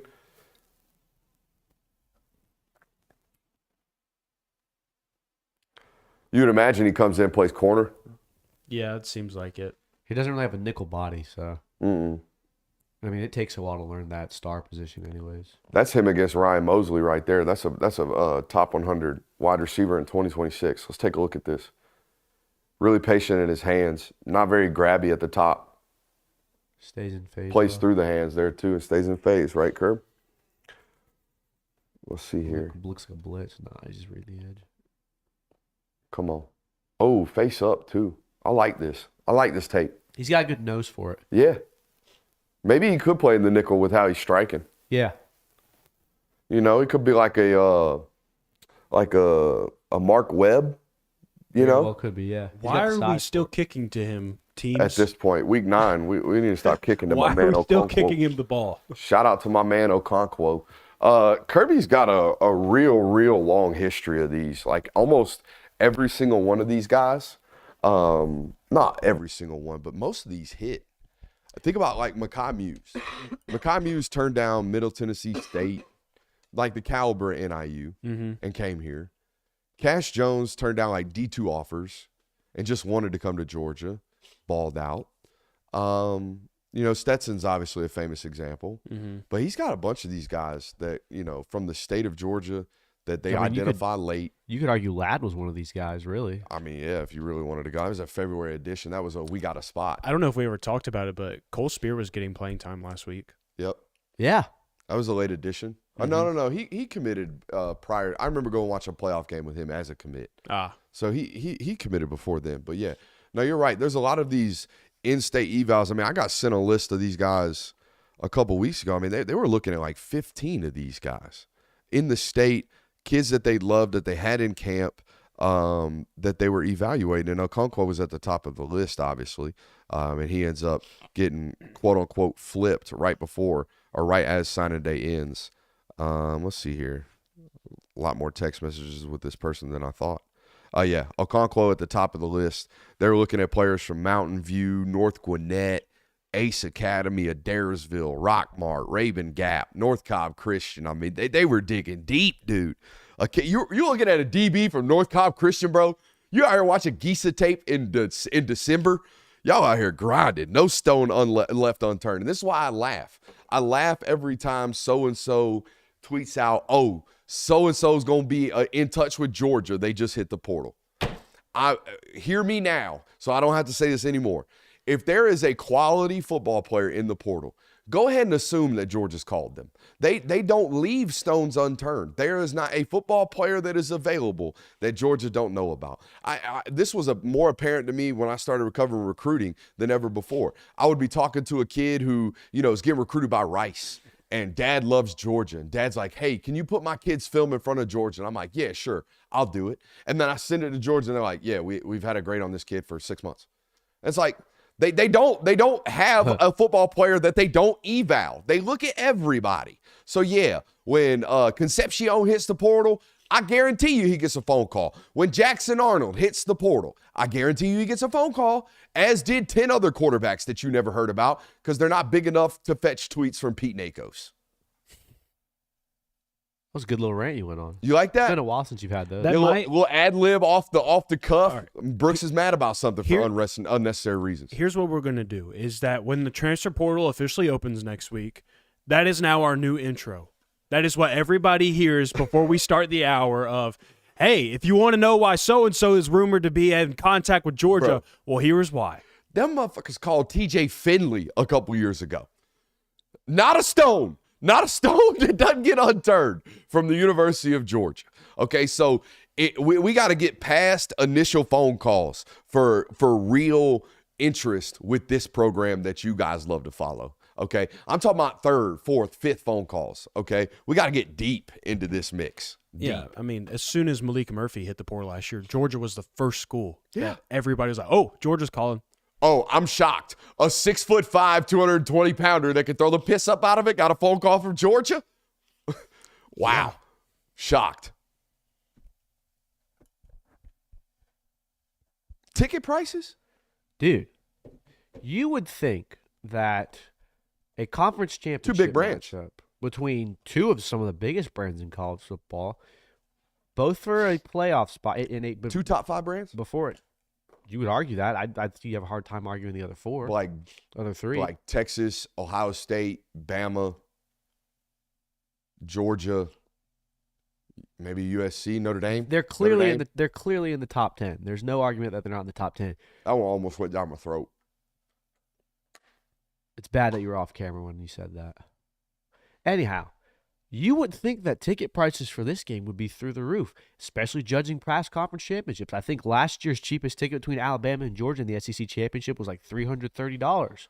Tickets right now are hovering around $115 to $120. And it's not like there's just 2 or 3 of these available.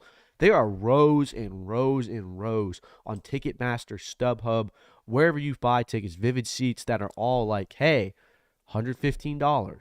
I'm a Ticketmaster guy. I'm whoever's giving me the cheapest price. No brand loyalty over here. Not when it comes to that shit. I really except them Sequoia Chiefs. Are they still in the lofts? No, they got beat by Coffee. Gave up 600 rushing yards to the running back. The running back? The running back. A running back? One running back. 600 yards? Yeah. Oh, my God. It was the helmet sticker galore. The score at halftime was 45 to 38. At halftime. Good God. Insane game. Did they fire the DC at half? I don't think so. I don't know. Should have. Coach Bud's cool, though. Oh, yeah. Name dropping the high school DCs. Hell yeah. We've reached the pinnacle of this show. I think what has happened with this game, too, is you have to think, like, Texas, like the ticket prices for Texas versus Georgia, that was a pretty penny you had to spend. If you're a Texas fan and you wanted to go to the A&M game, that was a very pretty penny you had to pay for that one. I think that was the most expensive ticket this college football season. If you wanted to go to that one, it was costing you a whole lot of money. Now you go to the SEC championship game, and I honestly thought that Texas fans were just going to flood the bins. Like, first year in the SEC, we get to be in the conference championship game. We get to play Georgia. Super easy traveling spot, too, to go to Atlanta. But I think what has happened is, like, we're in the playoffs. Why not just save up for that one? Y'all are missing the take. The take is all these fans know that they're going to be in the playoff. Yeah. They're saving up for playoff tickets. I wrote an article on this day. There's a couple of things of it. It's the rematch. It's the playoffs. It's the rematch. Like, both teams have presumably, like, barring a disaster on the field for Georgia, both of these teams are in the playoff. Then there's the possibility that you're going to have a third rematch in the playoffs. You write articles? I do. You write articles? Me? Yeah. Yeah. I write articles? Do you? Yeah. Sick, over on Georgia Bulldogs on SI? Yeah. Yeah. I think that's si.com/college/Georgia. Yeah. And you're telling me I can go there every day and just see loads of information about Georgia football? Google me, bro. And it doesn't cost me anything? Completely free. Some say you can find our work on multiple. All it costs you is time. And a couple of scrolls. That's right. Shout out. Bet a little birdie never told anybody that. But yeah, it's like it's the perfect storm that's made kind of this game that was once like, if you don't win this game, there's a chance you're not in the playoff. Like, you have to win this to get there. It's now just a really glorified exhibition match. And that's because of the 12-team college football playoff. So it's unfortunate. And the ticket prices are reflecting that. You can get in the door for less than $130 after those egregious fees, but now you're going to have to sit up by that god-awful horn that plays every time they score. Ugh. Tough. That thing is awful. Especially it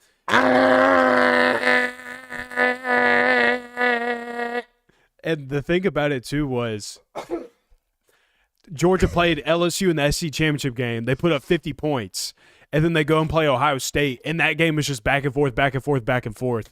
So Georgia fans that season got a good dosage of the horn. And earlier that year, they put up 50 points against Oregon, or however many points it was.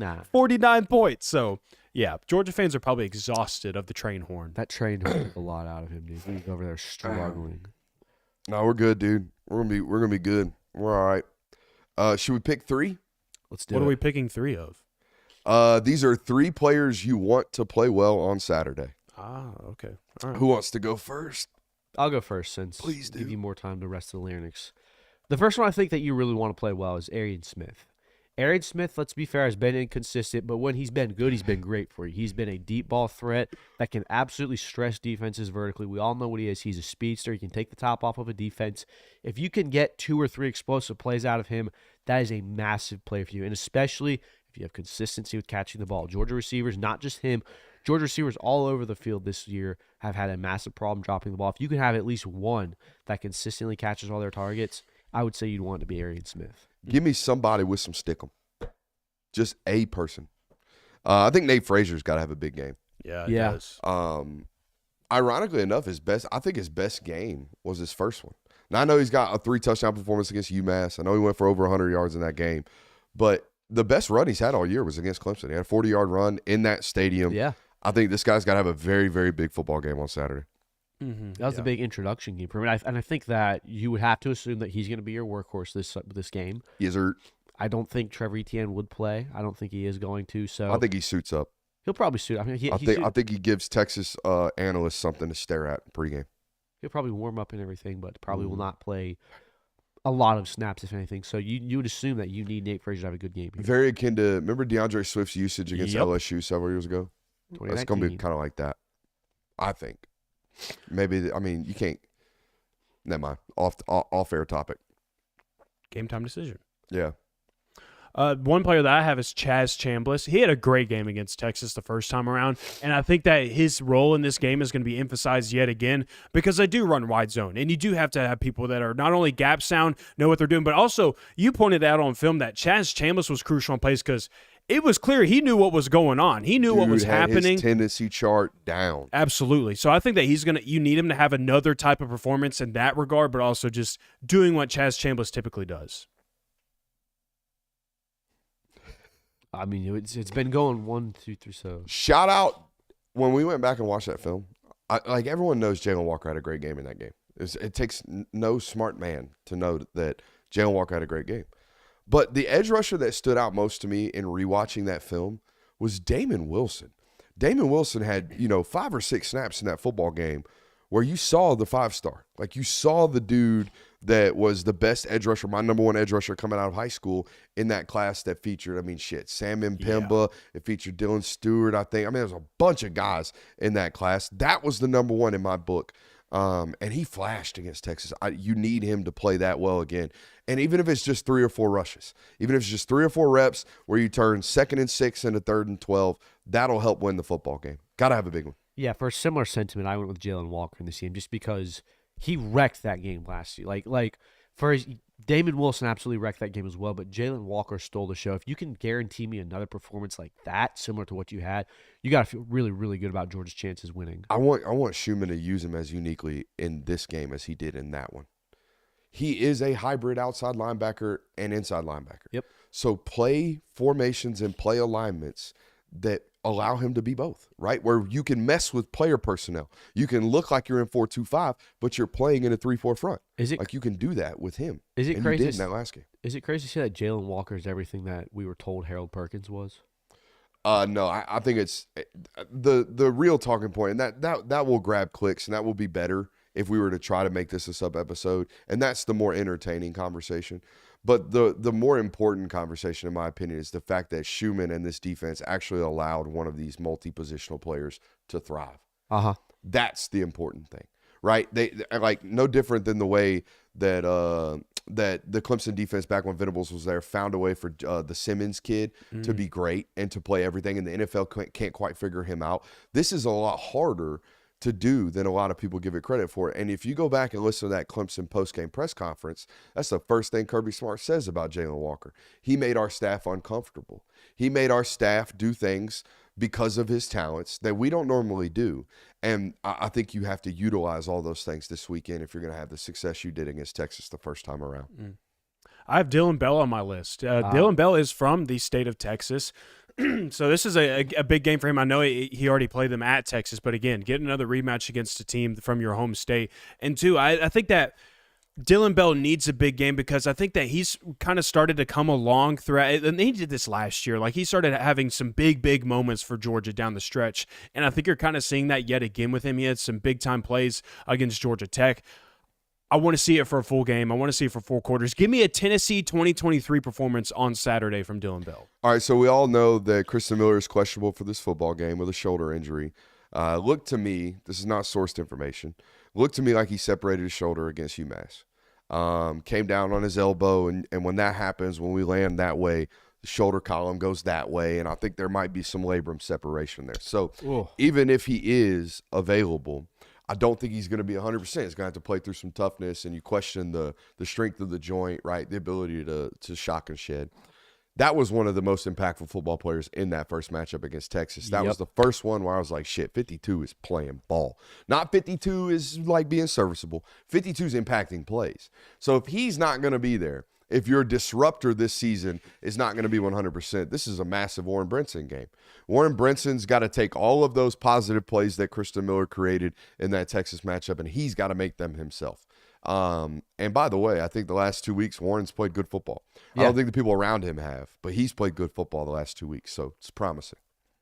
You definitely do need a disruptor in a game like this because being able to get quick vertical disruption on a team that wants to run wide zone and stretch zone, it allows for them, it forces them to really change the way they do things. And if you're going to have the same game plan you did in the first matchup, the game plan was simple. We're going to make those 5 offensive linemen have one-on-ones every single snap, and we're going to win those one-on-ones.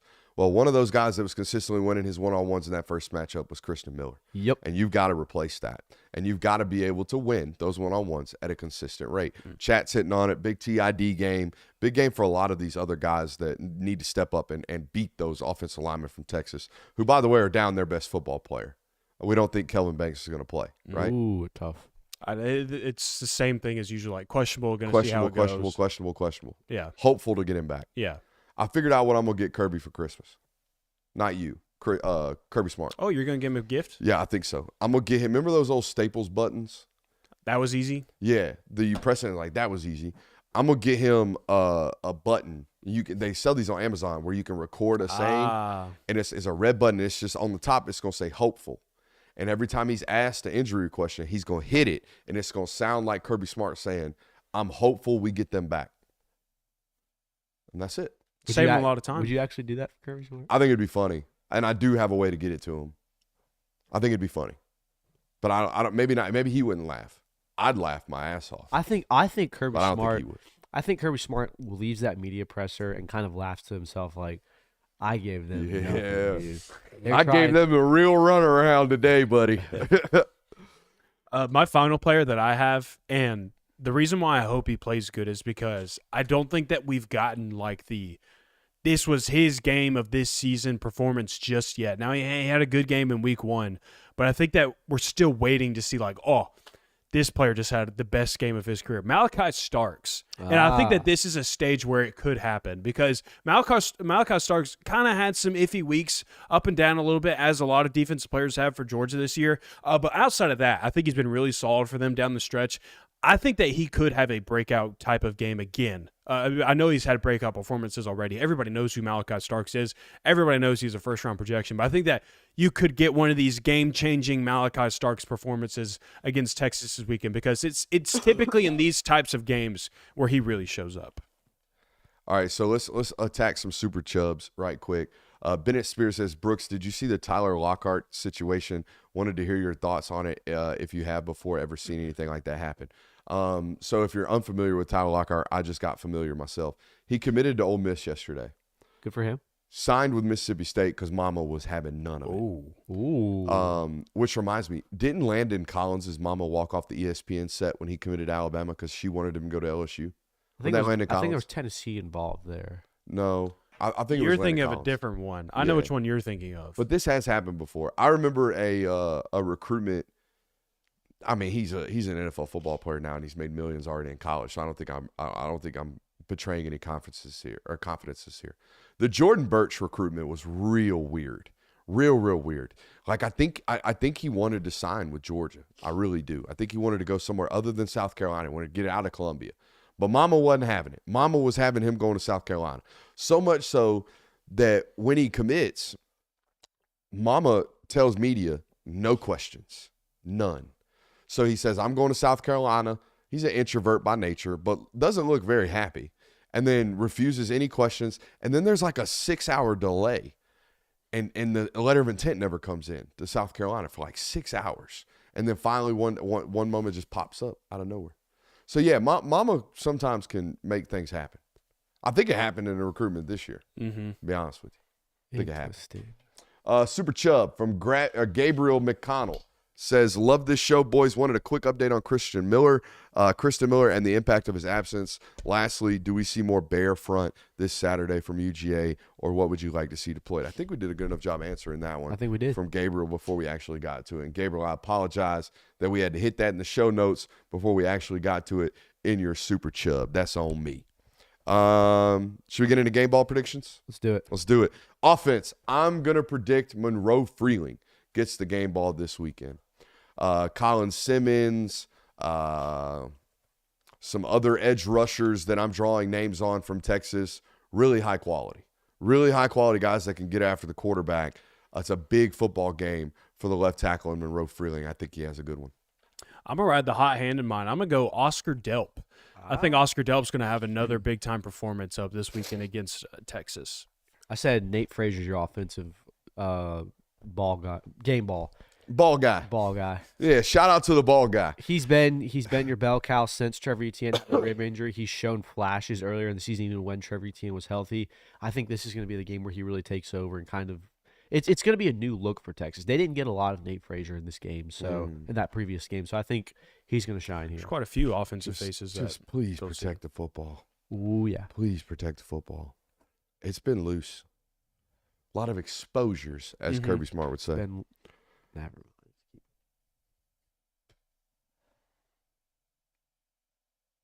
Defensive game ball. Smile Mondon. Oh, yeah. Didn't get to play him last time. Didn't play in the first matchup. And this is a big linebacker matchup. Remember, we left that last game like, damn, C.J. Allen, game of his career. Raymond Wilson, game of his career. Chris Cole played really well. Game of his career. Smile Mondon, game of his career this weekend, game ball. I like it. I'm gonna go off the one the player that I picked as well for play well in this game, Malachi Starks. I think that the way that Georgia's going to disguise some coverages against Texas, I think there's some ways to where maybe Malachi Starks has one of these incredible interceptions that he's been prone to make over his career. And I do think that Saturday could be one of these games where it's like, that's one of the Malachi Starks games. No Strabizis appearance. You ready? Oh. Malachi Starks will pick off a ball underneath coverage on a deep over. Ooh. Clip it. I like it. All right. I like it. For defense, I went C.J. Allen. Like we said in Texas, he had the entire linebacker room had probably the game of their careers in that game. You'd have to imagine it gets kind of the same here. Texas has a lot of long developing routes that take a while. If you can get C.J. Allen creeping up underneath, I know they haven't really done it all year in zone coverage, but also it's a stretch zone team. It requires you to be a fast linebacker to make tackles. C.J. Allen's going to fly around this game. Coach of the game. Glenn Schumann gives us another masterpiece. All that shit them Georgia fans been talking, they finna eat crow. They finna eat a whole box of shoe on Saturday. Ooh. I'm going Dante Williams. I think that Georgia's secondary is going to have another great game against Texas, and I think and they have to. I mean, it's one of the biggest reasons why they were able to have success last time they played them. Now, the defensive front did their thing as well, and they certainly helped them have a great day, but that's how it always goes. If your secondary is going to have a great day, your defensive front has to do their thing, but I think that they're going to have another strong performance on top of what Malachi Starks in the secondary and the safeties are going to do as well. Come on. I went Kirby Smart. And I know it feels like a cop-out answer, and that's probably, no shit, he's the head coach. Anytime something good happens for Georgia, it reflects well on Kirby Smart. I went Kirby Smart because this is a game that is going to require Georgia to get up and get ready for. We know that we've talked about leading up to this week. Does the SEC championship really matter now? It's kind of an exhibition game. Ticket prices are down. People aren't really excited. Head coaches prior to the SEC championship being announced said they didn't want to go there. I think Kirby Smart is going to be one of these guys that absolutely gets his team fired up and ready to go. And I think he'll get the Game Ball Coach Award just because the fact that Georgia's going to come out fiery in this game, and it will be because Kirby Smart. Ladies and gentlemen, it is time. The stage is set. 3:30 inside Mercedes-Benz Stadium this weekend. Two of the nation's biggest brands. Georgia, the Bulldogs. Texas, the Longhorns. Bevo versus UGA. Lining it up, teeing it up. Second time of the season. Texas a 2.5-point favorite. It's time. Final prediction time. I'm standing 10 toes. I'm standing 10 toes down. I expect Georgia's defense to come out uber prepared. I expect them to make Texas earn it, to limit the explosives in this football game. However, I do expect a four-quarter war. All time, all game, 4 quarters, defensive struggle, absolute war at the line of scrimmage. The difference in this football game between the last one, right, or the difference in this football game, rather, will be which football team can actually finish in the red zone when you get there, because I think it's going to be really hard to earn the right to be in those red zone possessions. The defense's ability to limit the teams to get there, all right, will win this football game. Georgia currently going in this football game 14th in red zone offense. Texas is 98th. Oh, Georgia's offense much, much better in the red zone. Georgia's defense 67th this year in red zone defensive efficiency. Texas number 2. Okay, Texas's defense got a significant advantage. Georgia's offense has a significant advantage. Both offenses are extremely efficient this year, inside the top 35 in college football in yards per play. But it's Texas's defense that has a significant advantage in the explosives department. I think UGA wins a defensive battle this weekend. Give me Georgia, 20-17. Last time I predicted this matchup, I mentioned that before the season even started, I said if Georgia's going to lose one, I think it is going to be to Texas. And I walked into that week thinking I am probably going to pick Texas over Georgia. But something in my gut was just saying Georgia's going to find a way to pull this one out. A tickling in the tummy, he says. I predicted Georgia to win, and they ended up winning. And I was walking into this one thinking, I think I'm going to pick Texas to win this one. Like, there's just how things have been going lately. Rematches make me feel a little funny. I don't exactly love it. But then I come across these two statistics right here, literally right before the show. Since 2021, Georgia has only been an underdog 2 times. Clemson in 2021, Texas this year. Georgia went on to win both of those games. Texas has only faced one SEC team this year that has won 9 games. They ain't played nobody, Paul. That team was Georgia. Georgia won that football game. Again, rematches make me feel really funny, but there's just something in my gut that says Georgia is going to win this game. I have Georgia winning 27-24. The tickling tummy's the homerism. Let's not lie. I don't know.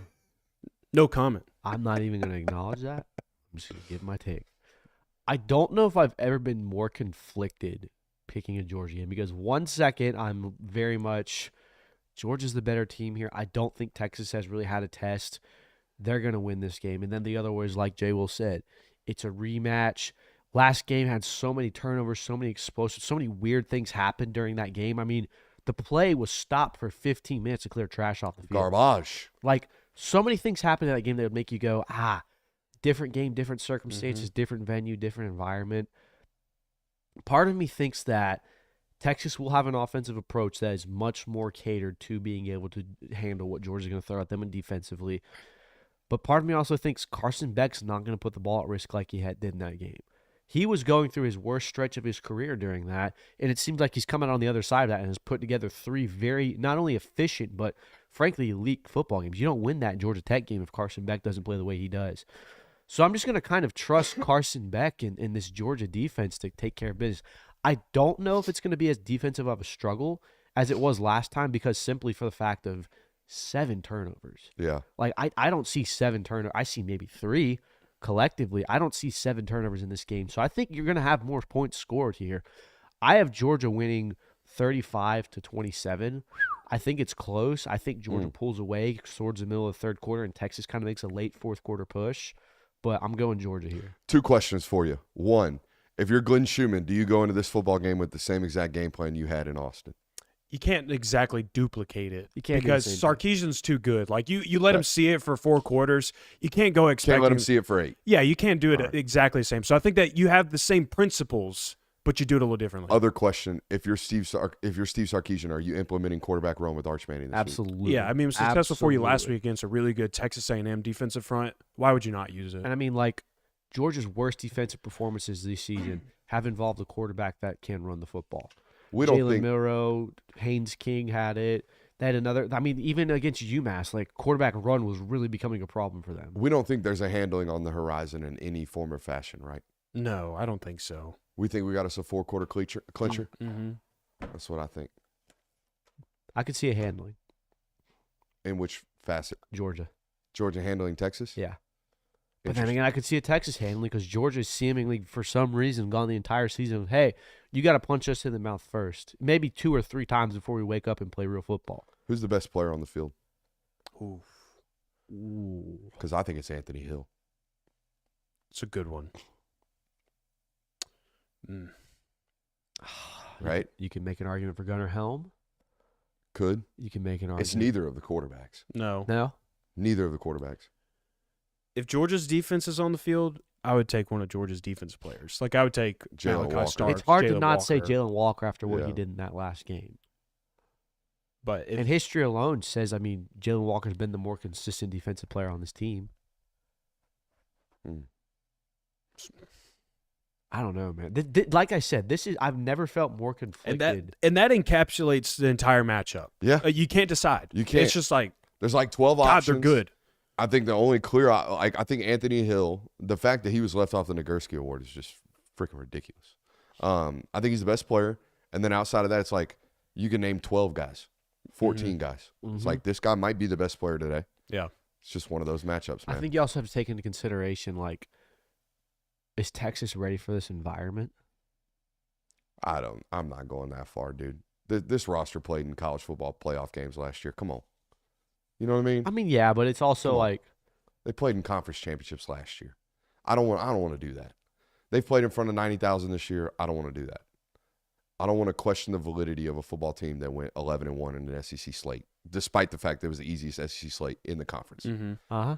I don't want to do that. I think that's fair. All right. We'll be on Paul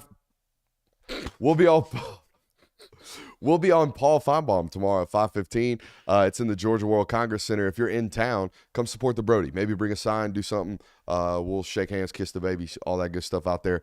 We will be in Atlanta Saturday morning, probably around 10 a.m. I think it's the plan. Sound good? We'll also be at Milton tomorrow, watching a good football game between Milton and Lee County. Ooh. Ousmane Kromah, basically by himself, going up against probably the best roster in the state of Georgia. Yeah, they're pretty damn good. And Oos has got a chance. Oos has got a chance to do it. 45 totes, 250. That's what it's going to take tomorrow. And he damn sure can do it. Ice Bath Award. Absolutely. Hey, I love you guys. It was a great week here on the network. We had great numbers on the live shows. We appreciate you for being here. Make sure you hit that thumbs up